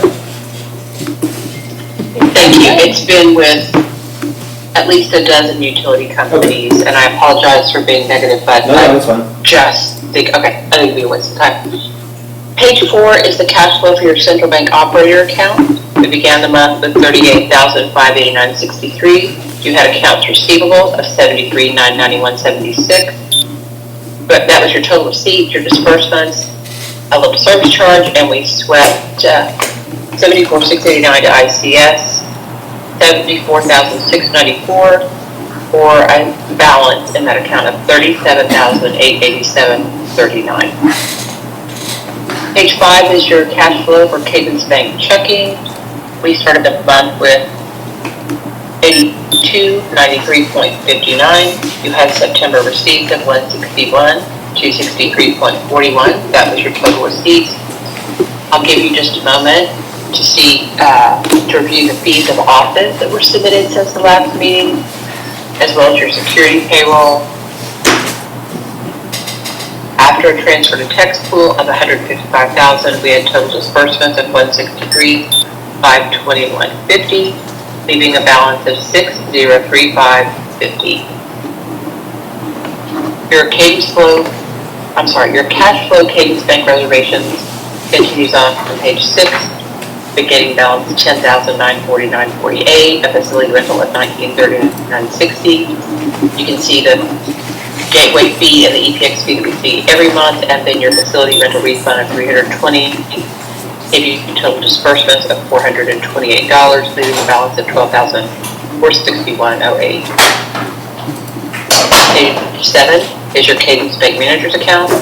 That account, again, this month had no transactions, so beginning and ending balance is $42,200.15. Pages 8 and 9 are your actual versus budget for the month of September of 2024, also your fiscal year of October 1st of 23 to September 30th of 2024. I'll pause so you guys can review that and let me know if you have a question. To look at the bottom of page 9, at this point we thought we would be budgeted at $257,548.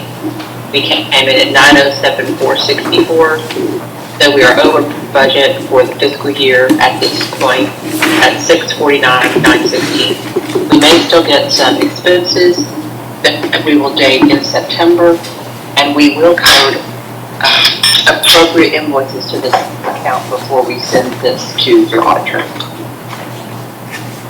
Pages 10 through 12 are your amended budget. And if I may take a moment to go through this, your income items did not change from your first adopted budget. Under your expense categories, your purchase services did not change. Your professional fees did not change. So moving on to page 11, your contracted services did not change. But under your maintenance and repairs other, we did remove $30,000 for United States Postal Service cluster box replacement. So that line item went down by $30,000. Your administrative expenses did not change on this amended budget, but your line item G5503, Anderson Mill Park, M&R, went from $10,000 to $45,000 for anticipated repairs. Your G5517, Lakeline Oaks, Parks Maintenance Repairs, went from $10,500 to $45,500. So that budget item did change by those two budget changes that I mentioned. Your pond expenses did not change. Under your capital outlay, the changes are the G5710, the sanitary sewer cleaning and televising, went from $185,000 to $335,368. Your yearly meter and endpoint replacements went from $50,000 to $100,000. And in your G5712 of a capital contingency and G5713 of Christmas lights are new line items. So our budget is now budgeted to be net income of $150,859, whereas your adopted budget was $431,227. Just scroll back up to page 3 of my report. I know I'll get a question, and I'd like to answer it now. Our total bills for this month we anticipate paying are $380,264.90. Thank you for your question, Director Flores. Please feel free to ask us any questions.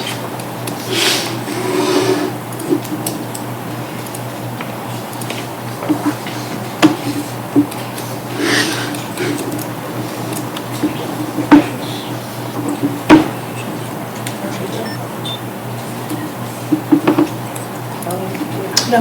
All right, since we don't, David, do you have any questions? No.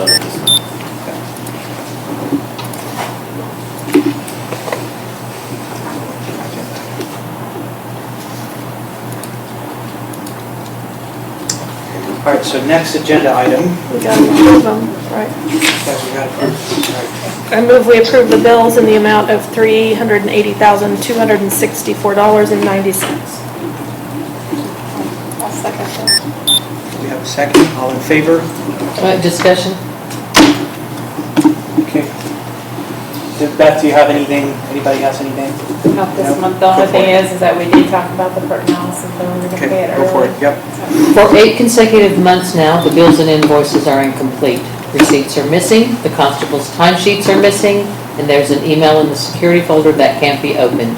And again, the bookkeeper is writing a check to Infomark for services that the district has yet not received, in violation of the public finance laws, and contrary to the terms of Infomark's contract, which states they are paid within 30 days after the delivery of services.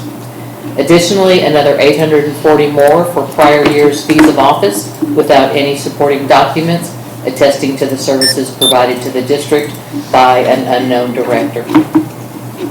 I will not be voting in favor of paying the bills because the bookkeeper is continually not following public finance laws.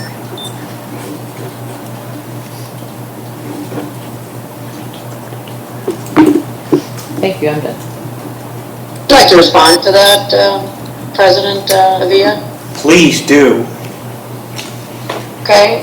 Because That information that Linda just read off is incorrect. The invoice that we're paying for Infomark is for the month of October, which we are currently in, and Director Fabre is incorrect. That it is, and I've spoken to your auditor about this, paying for services that you've signed an agreement with and contracted in advance is a common practice. It's done in the industry. It's done in county and other local governments. You do not pay in advance for services that have not yet been determined what the cost is. But in this case, it's actually the opposite. We are paying for the month of October, which we're currently in. We're not paying for November. But I just want to respond to that. That's incorrect. Yeah, I Lisa, agree. who was the auditor that you spoke to? That told you it was okay? You hired Brian Tolden with McCall Gibson. Last name I'll again? send you his number and you can get in touch with him. TOLDA. Brian Tolden with McCall Gibson. I welcome you to call him. Thank you.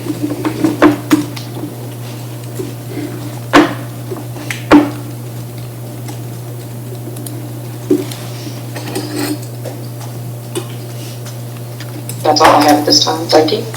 Thank you for clarifying that. I want to make it clear that you are not an attorney and an accountant, so please refrain yourself from citing laws and misinforming people about your ideas of what's wrong and right or wrong, but I just want to make Cole that very gave us clear. that last month. David, go ahead. No, anything.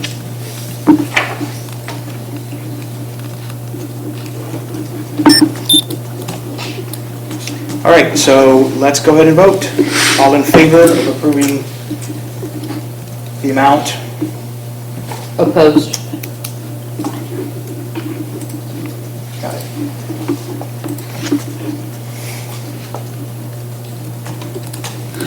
May I ask a simple question of, is the live stream supposed to be on because it is still online, I think? I got a notification from Touchstone saying it was back on. Is it still off for you? It's on. Okay. Cole, will you please resend the public finance law to the board and to Okay, Lisa? Thank you. Can we go to next item, agenda item? Engineers report, No, it's B, review, payment. payments, we've done that already. No, we have not, we just did A. Kara, do you have an update on the current not to exceed expenditures? We have not had an updated not to exceed report, and we have not seen any unexpected invoices or overcharges. And do y'all have any updates for unclaimed funds or unclaimed property? The boxes are in our office, and we're beginning to go through them. I would like to make a comment on item C of the unclaimed funds. I wanted to clarify something that was said at the last meeting that was misleading, that to accomplish this task that was due 4 months ago, Artesian would have to look through boxes of records. Unclaimed funds are primarily water account deposits that are either checks that didn't get cashed or come back in the mail with a return to sender. Artesian has been issuing deposit refunds for a full year, so that this isn't a search through boxes activity, it's a reconcile the books job. No, actually, it goes beyond the time period. The time period doesn't follow your fiscal year, it follows the state. So it goes beyond the time in which we were your bookkeeper, and that requires us to pull all those specific records and find that. So is this the first time that you have done done this for us? As we said, it took us a while to get the boxes. No, my question is, did you do this for us last year? No, Okay, so this is the first time you're doing it for this district? yes. Okay. Your previous And do you- bookkeeper left. Okay, and the previous bookkeeper did it for last year? And you have those records of what they did last year? Electronically, or is it in boxes? Right, so every year you submit an entirely new list, and of course go through all of those refunds that did not successfully make it back to the person, which then, of course, gets filed in unclaimed property. Okay, so the that question period- is, do you have those records of the prior one electronically? No, we have to pull those records physically. Physically? The report to the comptroller, do you have that from last submission? I can't understand what you're saying. Sorry. Do you have the last unclaimed funds report from Infomark, our previous bookkeeper? Do you have their last report that was submitted to the comptroller? Not in front of me, but it's part of the records, yes. So you do have it? To the best of my understanding, yes. I defer to Kara, I don't know if she knows any different than I do, but, because she was coordinating that for our districts. Actually, the coordinator was Tina. That information from last year is in the boxes that we have ordered and that are in our office.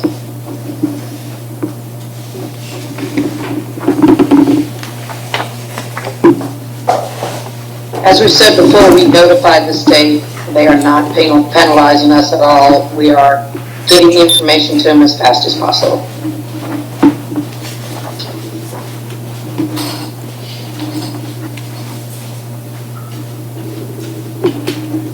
We're done? David, are you done with questionings? Beth? Lisa, thank you for all your work.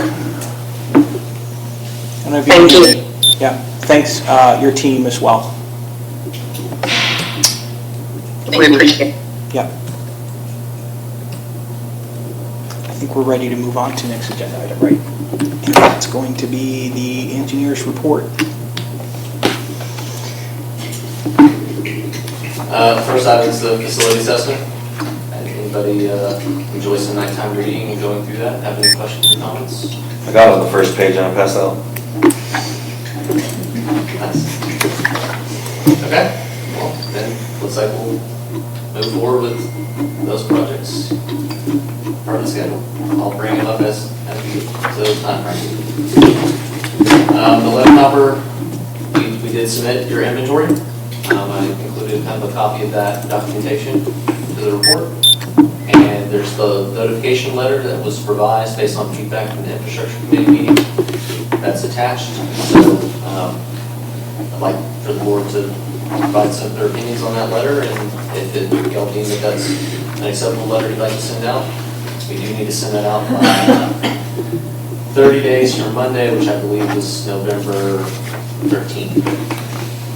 So the current plan is that Infomark will coordinate stuffing of those letters to addresses that I sent in a spreadsheet of the affected addresses. So, any thoughts or questions or comments on that process? That's the lead and copper letter? Yes, ma'am. Who's taking the calls? The letter sends them to There's no, we didn't put a number, we just did the website. and an email address. CSAUS? Yep. So, Houston. No. No phone number. CSAUS stands for Customer Service of Austin. What's the phone number? There is no phone number listed.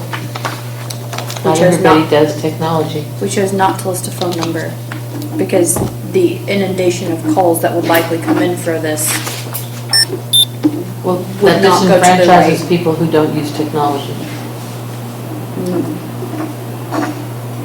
They're getting a letter in the mail though, and it explains in the letter. The truth of it is there's really not much information to give gain somebody. from a phone call. At this time, there's no direction provided to water systems as to what's next. Correct. So they are saying that they're expected to release that information today. I haven't checked, but there will be some next steps as to when municipalities or water systems have to actually identify unknown items. So once we find that out, I think part of the intent was to also post a blog post to the website for people to get more information from some. At this point, the phone number really isn't. Except for provide reassurance. Could do that. It's customer service. We pay extra for it. Is there a, I assume there's a phone number. There's one on the water bills, but we're not putting that phone number in any lead copper line or letters for any districts. Considering the engineers are the ones handling this, the calls coming to Infomark for questions are things that our customer service department is not going to be prepared to answer. That's not what their department is for. It's not what they specialize in. Again, There's nothing to gain. Again, it's for comfort only. Yeah. And we have a full-time support person that can take those calls.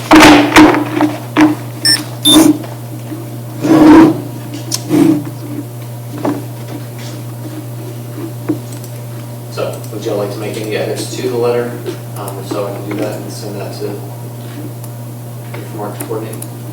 But again, those letters do have to go out by the 15th. Simon? November 13th.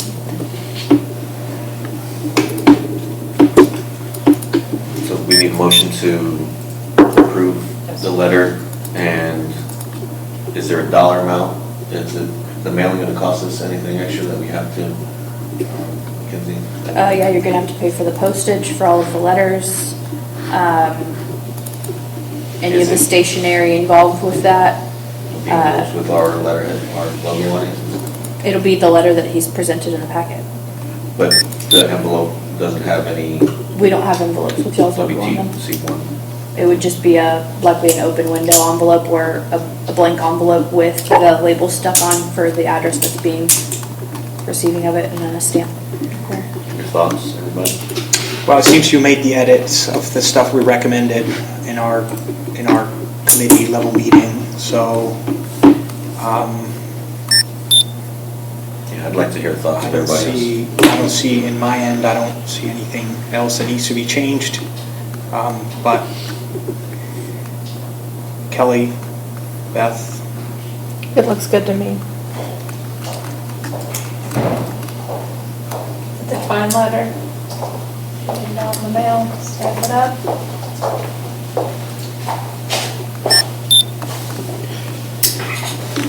Is there a dollar amount that we want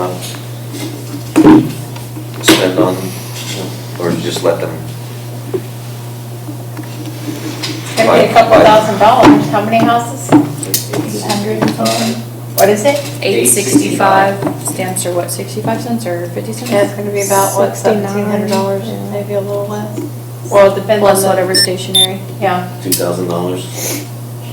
do you want to make a motion? I move that we approve the letter sent to the residents by the letter copy with an not to exceed of $2,000.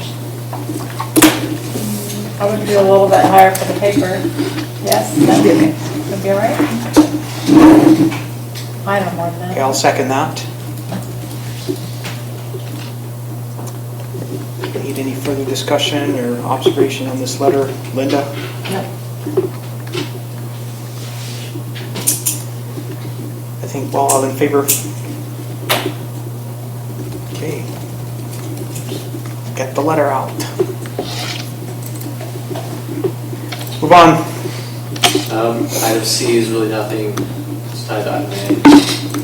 Item D, since we love talking about letters, this is your CMU wall letter. This was discussed at the infrastructure committee meeting. It was decided at that committee level that it didn't necessarily make sense to put a time frame on it yet, because we didn't have a time frame for when the pressure washing was going to be scheduled. But the consensus of the committee was to wait, I think, until November to send the CMU wall letter. So let the lead copper letter go through, kind of 30-day window, then send the CMU wall letter, which is generally around time when people look to start doing some tree trimming anyway. So hopefully that will encourage folks to look at their trees, trim their trees. And then once the pressure washing does get scheduled for a particular area in the district, to notify residences in that area with a timeline. Hey, we're going to have pressure wash these walls. You were notified last year about trimming your trees. If we need to do it, you might not like the haircut. So that was the consensus of the, or at least that's what I remember the consensus from the committee meeting. Something that popped into my mind is, we budgeted for power washing, correct? I think we did. The tree trimming, what's that gonna cost the district? Did we budget for it? If we have to make these tree trimmings. Just a thought that popped into my mind. But I feel that we should hold off on making any motion on this until the next meeting, since we're gonna delay 30 days.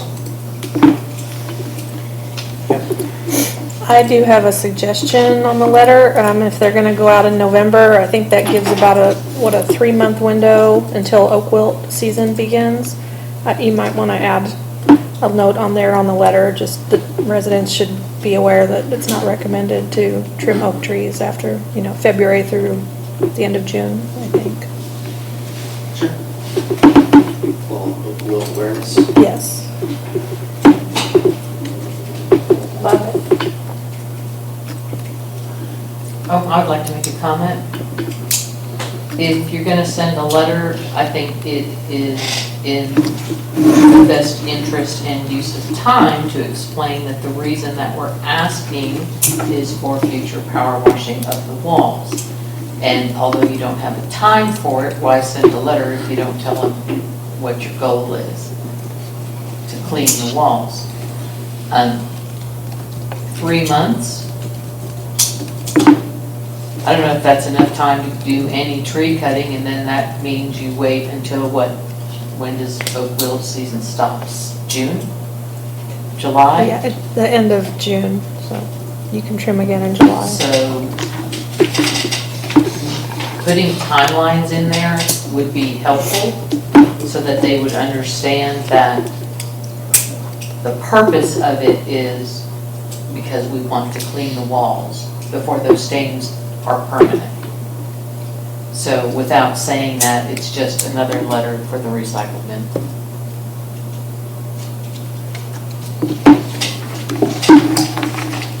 Do we have an idea as to when you would like to do the pressure washing? I think we can go ahead and move forward with it since we made the budget. It's in the budget, So why don't we just move forward with it within these next 3 months? Well, you can't Right after. trim the trees. Well, right, so do it after, it's not recommended to do tree trimming for oak wilt, once you give them that time frame. Look, by this date, it's not healthy to do trim trees, we will commence our power washing. In June? July?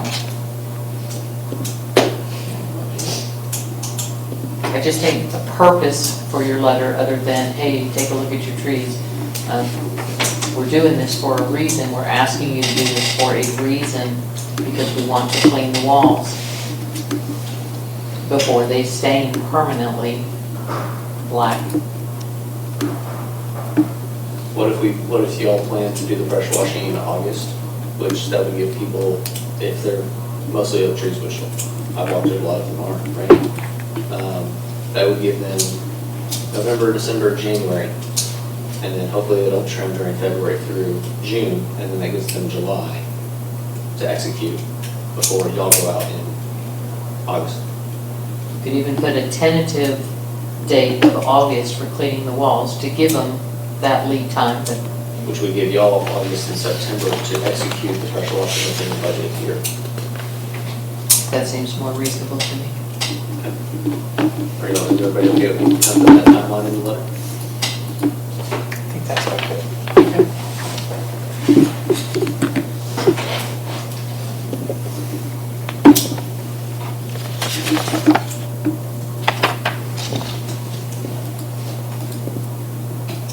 We would just provide a good recurring time on a yearly basis to do it, so that kind of set expectations for everybody.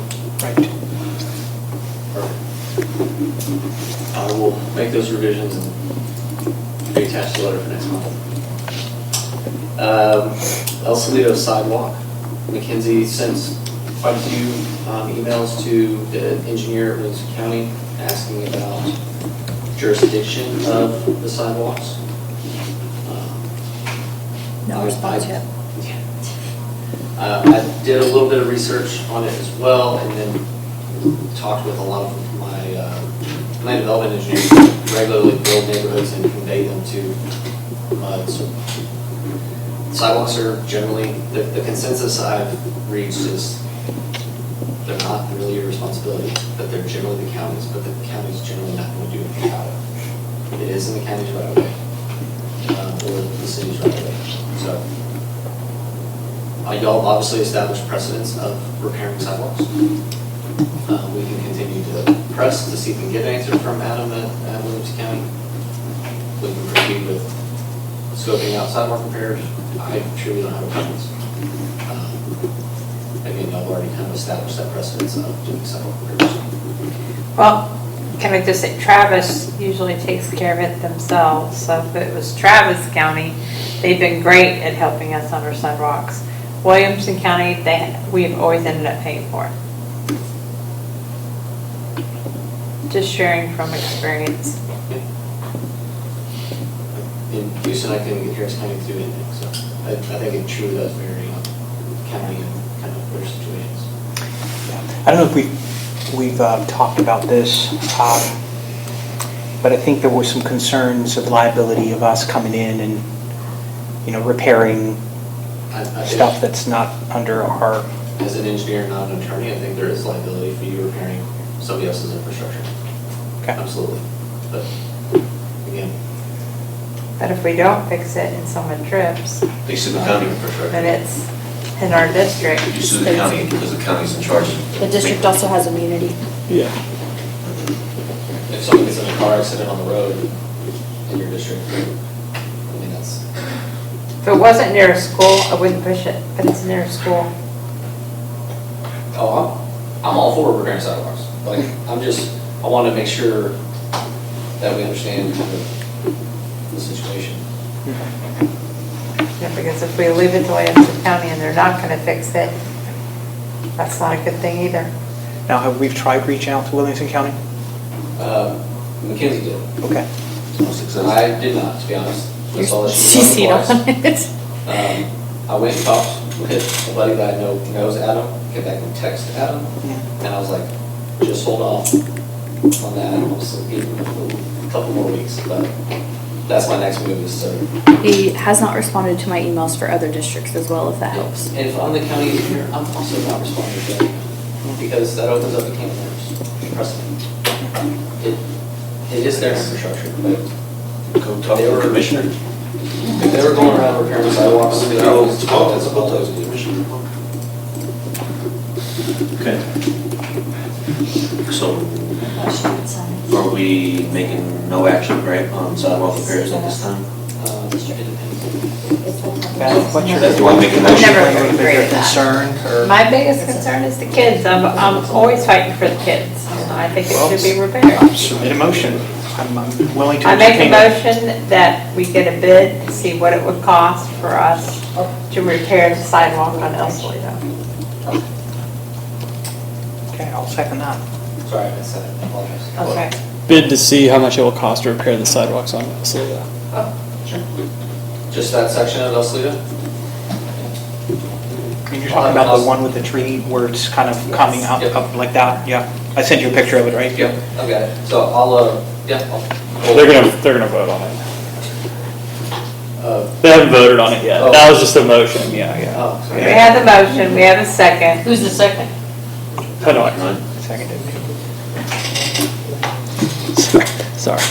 I didn't mean to jump down your throat. Discussion. Any questions on this? My question is that massive tree. So we end up fixing the sidewalk, what is that gonna mean? Like, Cutting into the roots. yeah, maybe that, who knows? We're killing the tree, right? Or repair your sidewalk again next year with a tree. Because it is a huge tree, right? Yeah. Yeah, pretty big, yeah. It's a great ramp for a bike. Yeah. Launch off that side. And I'm not interested in introducing more liability into this district. I think the situation, the severity of it, if it's severe, needs to be brought to Williamson County's attention. I would agree with that, and, we want to focus on the infrastructure of the water, and I think that this is one place that we can afford to save some money to dedicate more towards infrastructure. Letting copper roll, the televising is extremely expensive, so as much as, I do care about the safety of the kids, but Williamson County does have responsibility. We do pay tax dollars to Williamson County to prepare those. Just like to 2 cents. Mackenzie, can I ask you, in the whole time that you've been here with the district, has Williamson County ever fixed the sidewalk? Not to my knowledge. Thank you.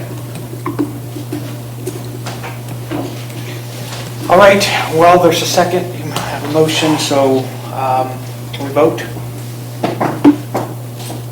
All in favor? Let's get a vote. Yeah.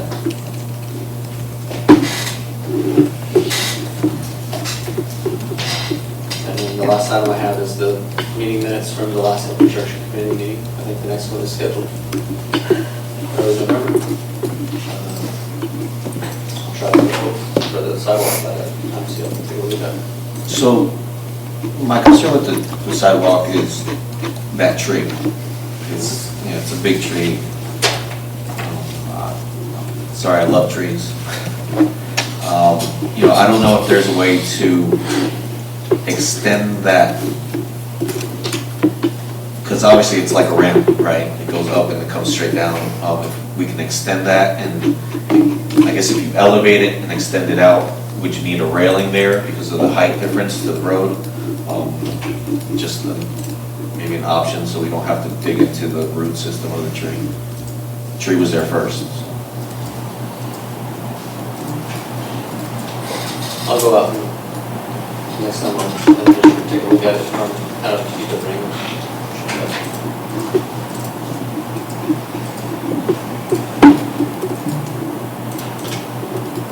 Do I can make a little more?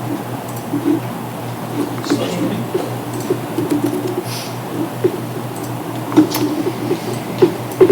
That's all I have. Right, that's all you have? Okay, infrastructure committee report, do you have anything to report on, or? Just, you know, I know we did the 5-year plan. You know, I think it was a great asset and something to have for this district. What is the next step? Probably already went through this, but what's the next step that we have to do to get that ball in motion and get going? I really want to, like you said, not do what other districts do and sleep on it and just say, okay, we have it, not implement it. I really want to implement it. Get this district. Yeah, so I think the most time critical one is getting started on the thinking line. You need to have that data in by May to meet your 5-year timeline. So I can probably work on a task order to get that work started and bring that next month, or December. But I think that would be the first one to start. And then I would say start on kind of that first. And then once that's underway, we can work on scoping the Degama and Sunshine Slow stations. So we need a motion to do the televising. If you all want to authorize me to prepare a task order to come back to the board with a proposal for doing it televising. Sure. Sure. I move that we authorize, I was going to say Coach Rose. Jacob to do a scope, right, you say, sir? For the televising of the sewer system. Second that. Do you have any further questions on this item? No? All right, well. Can I make a motion? Well, let's vote on this first. Motion on the Yeah, table. on the table, so. All in favor? 4 yeses? Yep. 5 yeses. Is that my second motion, I believe? Yep. Have that. All right, Beth, you have a motion. I'd like to see if we can move up 8D and 8F, please. Because we are running out of time. So you want to move 8F, B. which is Yeah. 8 what? 8F and 8D. So F is your your censure. censure. No. That's, you have the You have the old one. Yeah, we printed those before the. Oh, I have the old one. So here's Sorry, the, I've got the old one. here's I've got for the public information request, is what I'm trying to do. So I had the old one, sorry. Yeah, here, look at the That's new what one here. I've So what do you want to do? Sorry. So it's, Yeah. what is it? Yeah, it's 8G, And then the other one is 8D. What am I right on here? You just had added another, that's why. G and B? G and D. Yes. G and D, okay, thanks. I will second that.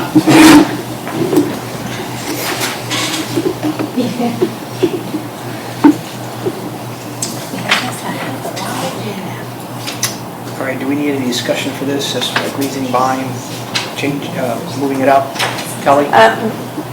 Beth? No? Any reasoning? No? Okay, let's vote. No. Okay. Motion passes, so you can go. Okay, so am I doing, what is it, G? You said, Discuss outside hiring council. So I brought this up for the hiring council solely to handle the public information request.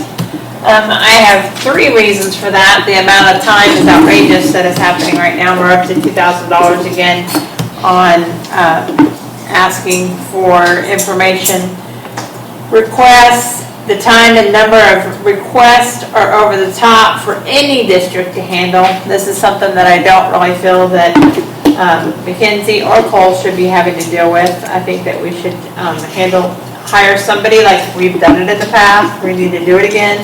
There's no positive requests that are coming out of that. The people asking for these requests don't even live in our district, nor they're not taxpayers to cover the district's costs for what we're doing with that right now.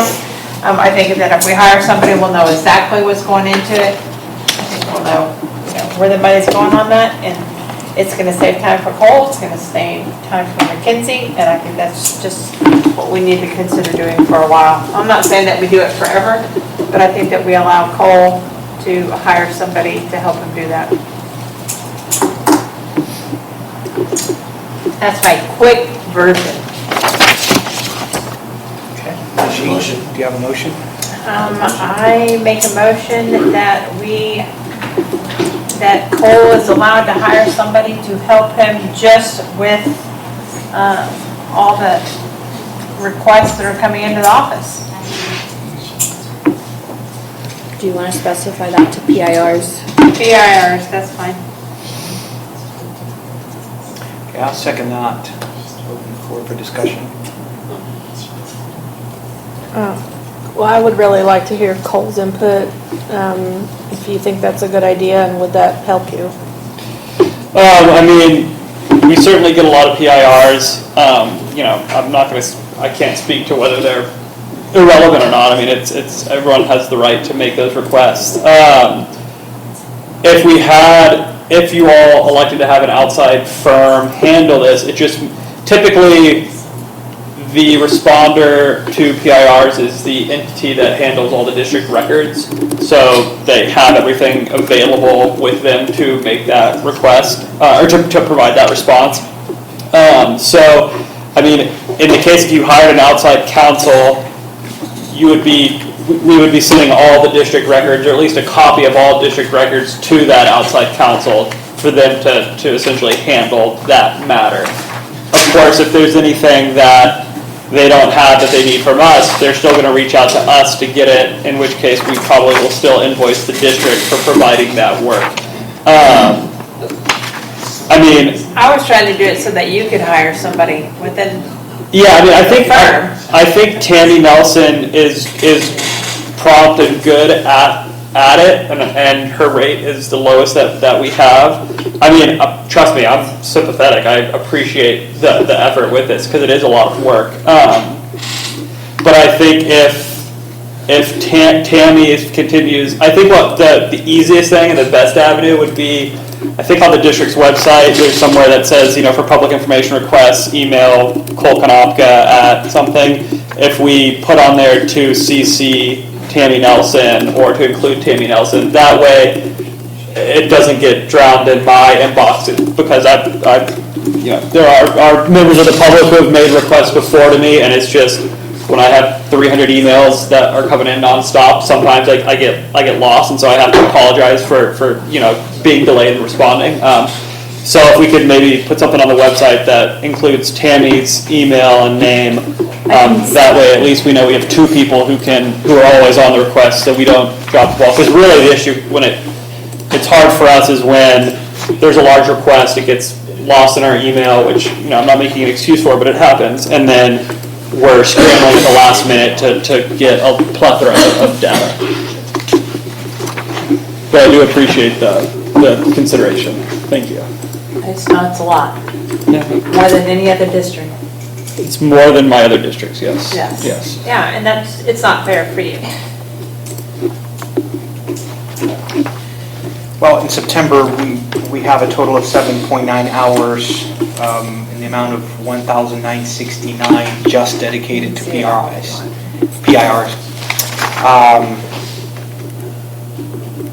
And I know October it's higher.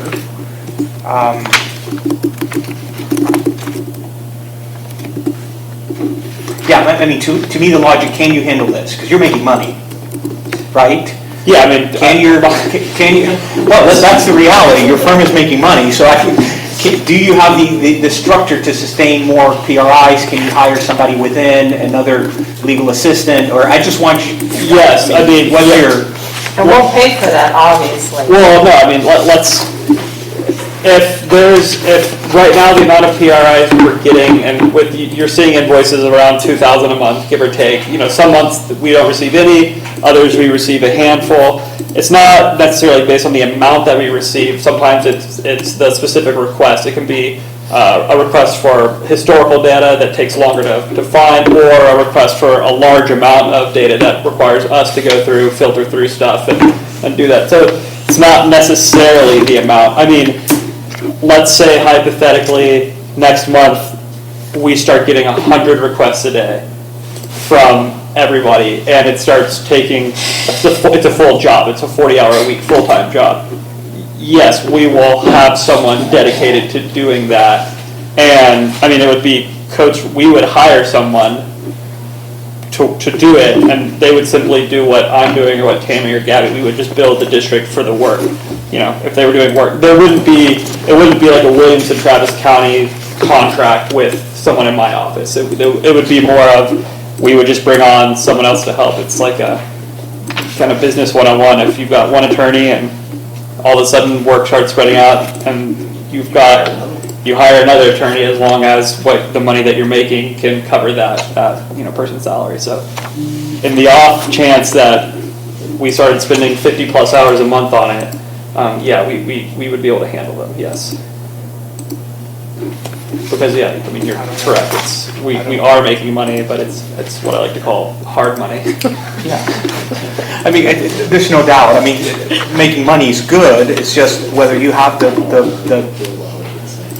right amount of staff to sustain the work. I think what I'm hearing your concern is that he cannot focus enough on other district business because he's just you're dedicating too much time to PRI. Is that a fact? I spend a decent amount of time, but again, sometimes I'll get a PRI that might take an hour or two of my time to review something, or to search through it and work with the necessary parties outside to get that information. Oftentimes I kick it to Tammy, and Tammy handles it.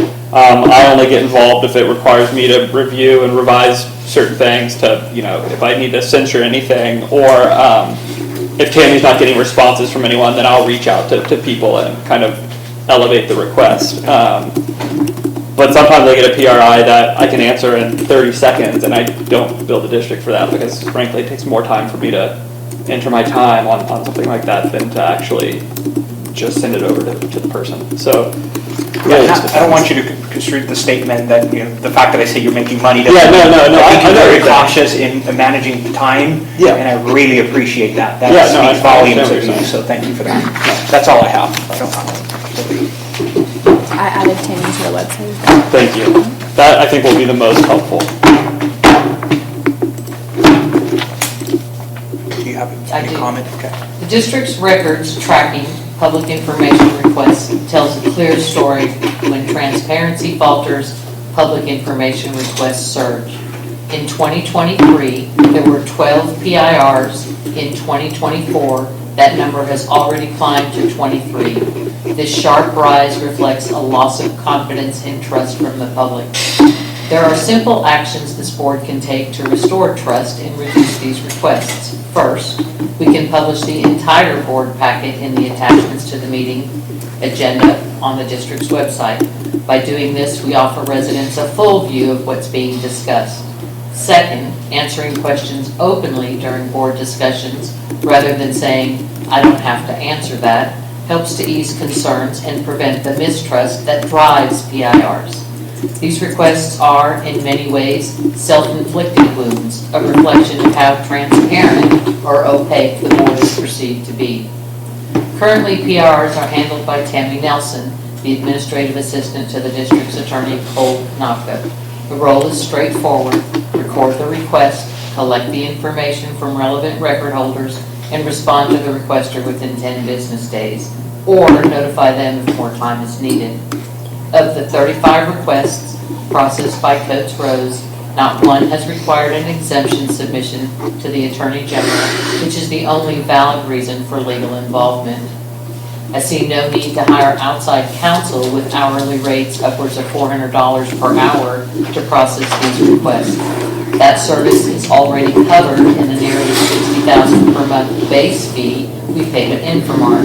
I've included an excerpt from the contract in the board packet to clarify this. By addressing these issues, we can regain trust, reduce PIRs, and save unnecessary legal expenses. And also in the board packet, you'll find the 2017 through 2020 expenses the district paid with an outside counsel to handle open records requests. It was $358,000, and it literally covered no more than 30 requests in that year's time. Those were dollars spent to withhold the public's information. So if that is something that this district cannot afford to do. These records are public, and they need to be released when they're asked for. I'd like to make a statement. That's my 2 cents. Yeah, let's have David finish, and then you can go ahead. Thanks. First, we need to make a motion to extend the meeting. Because we already have You that are time. so right. So do I have a motion to extend the meeting? Make a motion that we extend it for 10 minutes. I know we do have a motion on the table, but. Okay, so I have a motion for an extension of 10 minutes. Do we have any, I think we do have to be mindful that you have another item that you want to talk about. And we need to, it's regarding the election, we don't meet again until then, so we probably. And I have 2 items in the attorney's report that must be handled as well, So 10 minutes. You just say an hour and if we. 10 minutes is not going to be enough. No, Can we an hour say is an too hour? much. Can we say? We don't have to use the whole hour. How long are you going to take on your report? Not long. I mean, both of mine we've discussed previously. So 10 minutes? You want?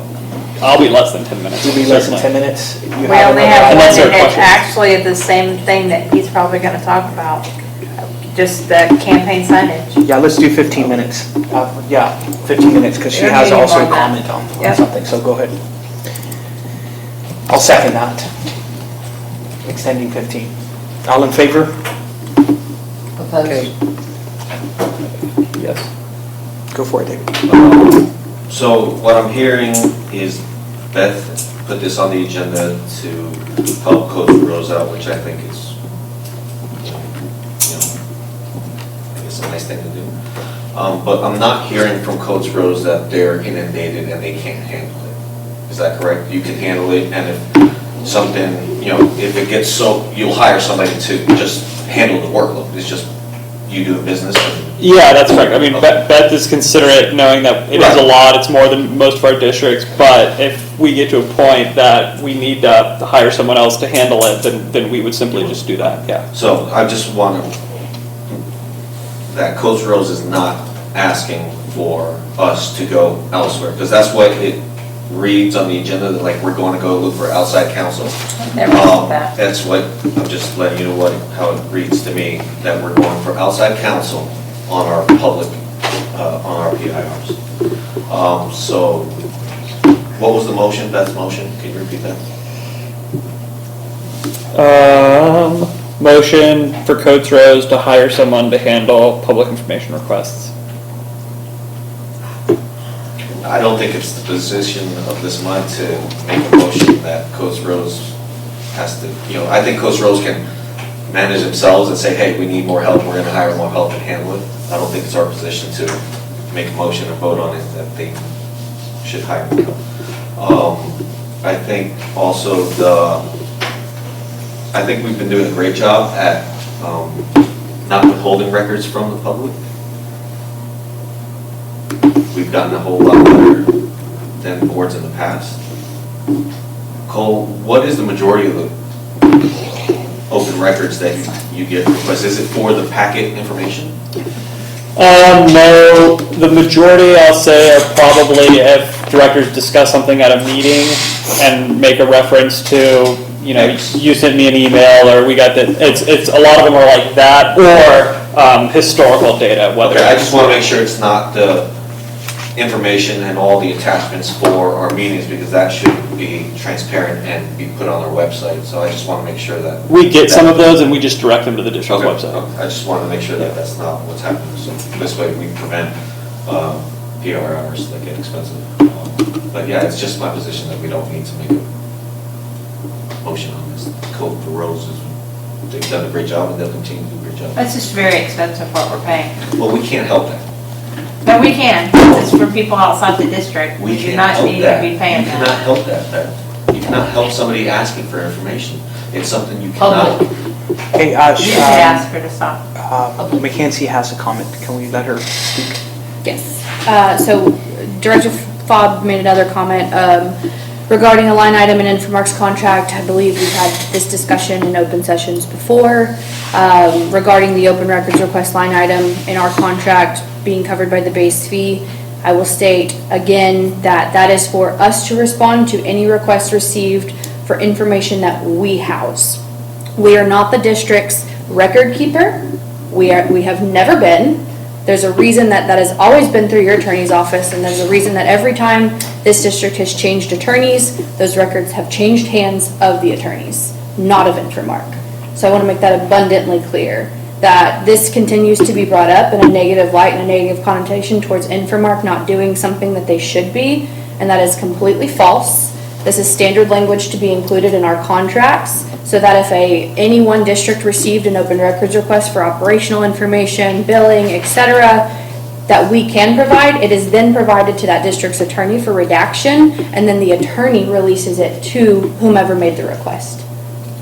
That's my statement. And I agree with that statement. That has been very consistent and clear as to the way you've operated. Yes. So I want to echo that. Yeah. Did you mention PR?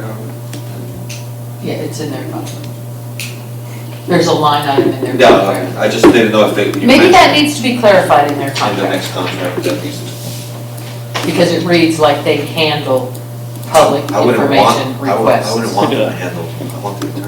We can, it just says respond to, it doesn't actually say all, it doesn't say we're record Yeah. keepers, so it doesn't have leading language that she's suggesting. I mean, and I would assume that as the delegated custodian of record, you would be careful in handing those information out. We don't answer requests, it You goes send them through to the Cole. attorney. I mean, Correct. that's common sense and And if we common receive a practice. PIR, we send it to Cole for processing. Yeah. We do not even start working on one unless Cole's office, and it's been the same for every attorney this district has had. That is very clear. Okay. Okay, can we So, move on? We vote on that motion? So you have a motion. I'm just still confused about the motion. Okay, so right now Cole is saying that he does I'm not sorry. need the help, correct? So right now, it looks like we're not gonna do anything with it. And I'm not hearing a direct answer from you. You're like, not No, as a I- direct answer as to, it seems like If I was sometimes you do it, sometimes overloaded, you don't. Well, if I was overloaded with requests and work, and it was $100,000 a year, I would simply hire someone to handle that work, and Coach Rose would pay their salary, but they would be billing you all for all that work, just like. Yeah. So you may continue to withdraw your motion. Let's withdraw it, correct? Sure. Yeah, that's fine. Okay. Okay, moving on to 8D, please. I did not put this on here, but somebody did. Discuss campaign signage on voting days at 1000 Old Mill Road. I think we should talk about that because we will not be having another meeting before then. Was that Jana who put that on the agenda? No, I don't think so. We did get a request for that. For that. I don't know, She emailed about that, Yeah. but we didn't put it but on. we need to talk about it because there shouldn't be signage within so many feet anyway, so. I saw a whole bunch of stuff. Oh, you mean like? Okay, so can we submit your motion? Like, if this is your agenda item, so go ahead and submit the motion. What is it, so that we can begin discussing on this I don't issue? know whose it is, but let's just make a motion that campaign signage on voting days at 1,000 Old Mill are not permitted. I'll second that motion. There's just the rule, I think it's at 100 feet. It's or 100 feet. I think the signs can't be they have to be at least 100 feet away from a polling location. So, you could put them if you had I don't know, does it The matter? district doesn't allow campaign signage on district property anyhow, so I don't know that y'all even need a motion for this. I know that might change, being that this is a polling location and that's not a normal thing, but even then, 100 feet from here in that direction or that direction, you're gonna hit district property on the grassland. So yeah, there would still not be the option of putting any signage here. It won't prevent any of those neighbors putting it in their yards or down the street. It's just the property here. So whoever wrote that didn't know. Okay. I'd like to make a comment. Go for it.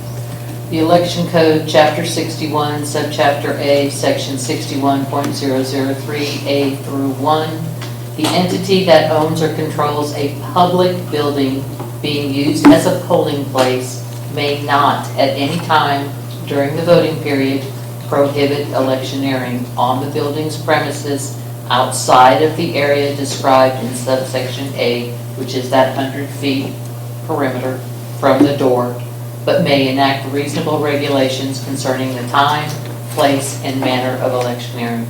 So when you turn it into a polling place, the rules changed. That's why I said the caveat of that could absolutely change what the district's practiced in the past.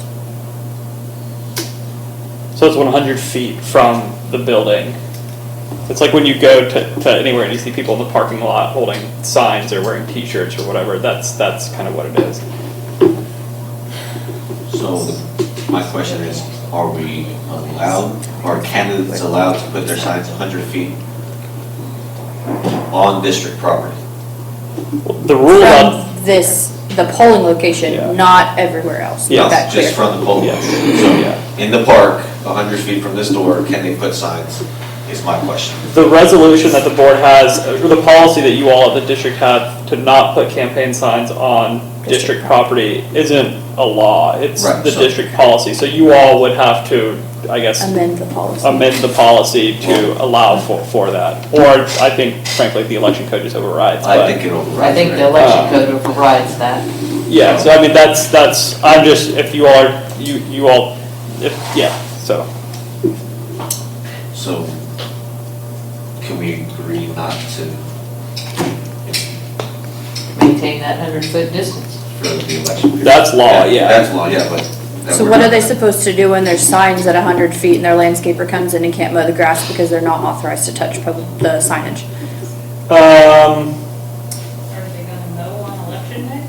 Well, It could lead up to, they do service this property 2 to 3 times a month, so yes. It's a 2-week period of time for election voting. Could they just pull the signs out? They're not authorized to touch them, their company will not touch them. They mow here every Thursday. Election day is on Tuesday. No, but this It's not prior- just that day, early it's prior voting. to, it's all election days, election polling days. So are you saying that we have to allow signage on the property? That's what I'm thinking. Can we vote on that? I don't know how to answer that. Do you wanna If they ask- can't how about- touch it, yeah, I don't. I mean, I motion Yeah. for, that we allow Here's a motion. signs. Here's a motion on the table. I can't. Allow it, but each candidate has to remove it every night. I mean, I can reach out to the mowing contractor if you want. I can tell you right now that they don't get involved with stuff like that, and even the election code says that it can't be touched by anyone who doesn't own that sign. Yeah. So, I mean, can't, if it's every 2 weeks, so when's the it's next every mowing? Thursday. It's 2 weeks that they're not going to mow. It's around. every Thursday. during this. 2 weeks this that they're not gonna mow right around the sign, they'll go around them, you know, if it's tall. I'm just grass, saying, they'll- like, you can't control if somebody puts a sign 70 feet from the other and they space them strategically. I just think it opens y'all up for an issue, but, Of tall A mowing grass. issue? of just, yeah, but y'all aren't the ones that get the complaints for this. Would you allow? I think Carol, we go are ahead. limited to. Carol's trying to ask a question. I know, but we're past our time, and he needs to, Well, she needs to understand what's happening. do y'all want her to? Wait. Okay, go for it. Yes, I've been an election judge more than once in my lifetime. The election judge has to establish what is the point. Is it that door, is it that corner? But there has to be a measuring point that's established, that's 100 feet from that. You quoted the rule, the law, which supersedes anything that the MUD has in policy. And so it can be, the signs can be out there. My suggestion about mowing, I think they could not mow that strip for a couple of weeks. I mean, we are now into a season that is becoming semi-dormant, and I think that would be okay. That's a candidate opinion for what that's worth. Listen, it's one time, it ain't gonna happen again. Let's just get through this. Tall grass or not, let's just.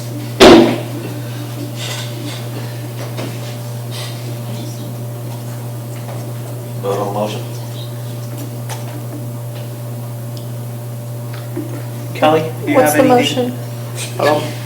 I don't have one Campaign on the signage on voting days are not permitted. Motion by Beth, Well, second by I think Hanoi. that we have to follow state law, so I think just withdraw it. and we'll- Withdraw. Yeah.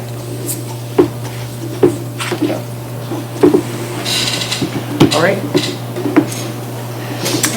Cole, you're next, and we're done. Okay, I have two items. One, the 9B is the Anderson Mill roadway annexation by the city of Cedar Park. We've had that license agreement between the district and Cedar Park we've gone back and forth with. They've agreed to maintain the sidewalks that they're annexing, the landscaping, everything like that. Everything that you all requested, they've agreed to. So Jacob updated the exhibit list. We have that. The agreement is in front of you all to sign. And then I'm going to send it over to Cedar Park for their signatures as well. Then we'll have a full copy and you'll have it in board records. The 9A, the director of election, there's an interlocal agreement for election services with Williamson County. As you all know, Williamson County has agreed to send mail-in ballots to all registered Williamson County voters who have requested mail-in ballots already. So I know Mackenzie's gotten a few questions from residents saying, hey, I've received my general election ballot, but I don't see the MUD election yet. And we've informed them that ballot is coming any day now. I've confirmed that with Williamson County, the elections administrator as well. So they were kind enough to basically just kick the wheels off and say, we'll go after you all voted to approve that the last month. So that interlocal agreement in there is just for those services. That's all I have under A and B, unless you all have questions. I know you'll probably have other items to discuss.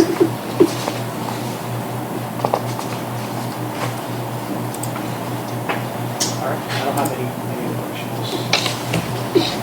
Move that we adjourn this meeting. I need motions on approving the agreement, both agreements. Who wants to send a motion out? I think everybody's maxed out. Maxed out on motions. Y'all can- I move that the Well, 2024 election. You have endless, when Kelly made the motion, I've it got was endless I've motions got through it. the night. I'm just letting y'all know Go that he ahead has and make a extras. motion. You can do it over and over. That Coates Rose is authorized to enter into the interlocal agreement for election services with Williamson County.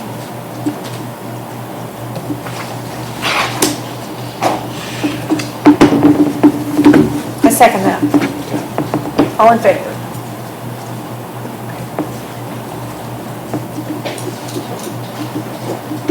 Do you need a second motion? We need, The Anderson Mill, in the Anderson Mill, that's the only other one.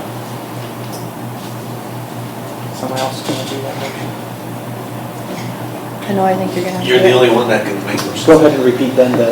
It would be a motion to approve the Anderson the license agreement between the city of Cedar Park and Williamson Travis County's MUD number 1. Okay, so I move that we approve the licensing agreement between the two entities that you just mentioned. I'll second that. Okay, we have a second. All in favor? Thank you, Jacob, for cleaning up We're the done. median and Xing those out. The exhibit. Oh, the exhibit? Yeah, so we didn't get stuck with the median. I appreciate that. I was like, what's the easiest way I can I love it. modify this exhibit? It's Black perfect. X. Made it real clear, that's not ours.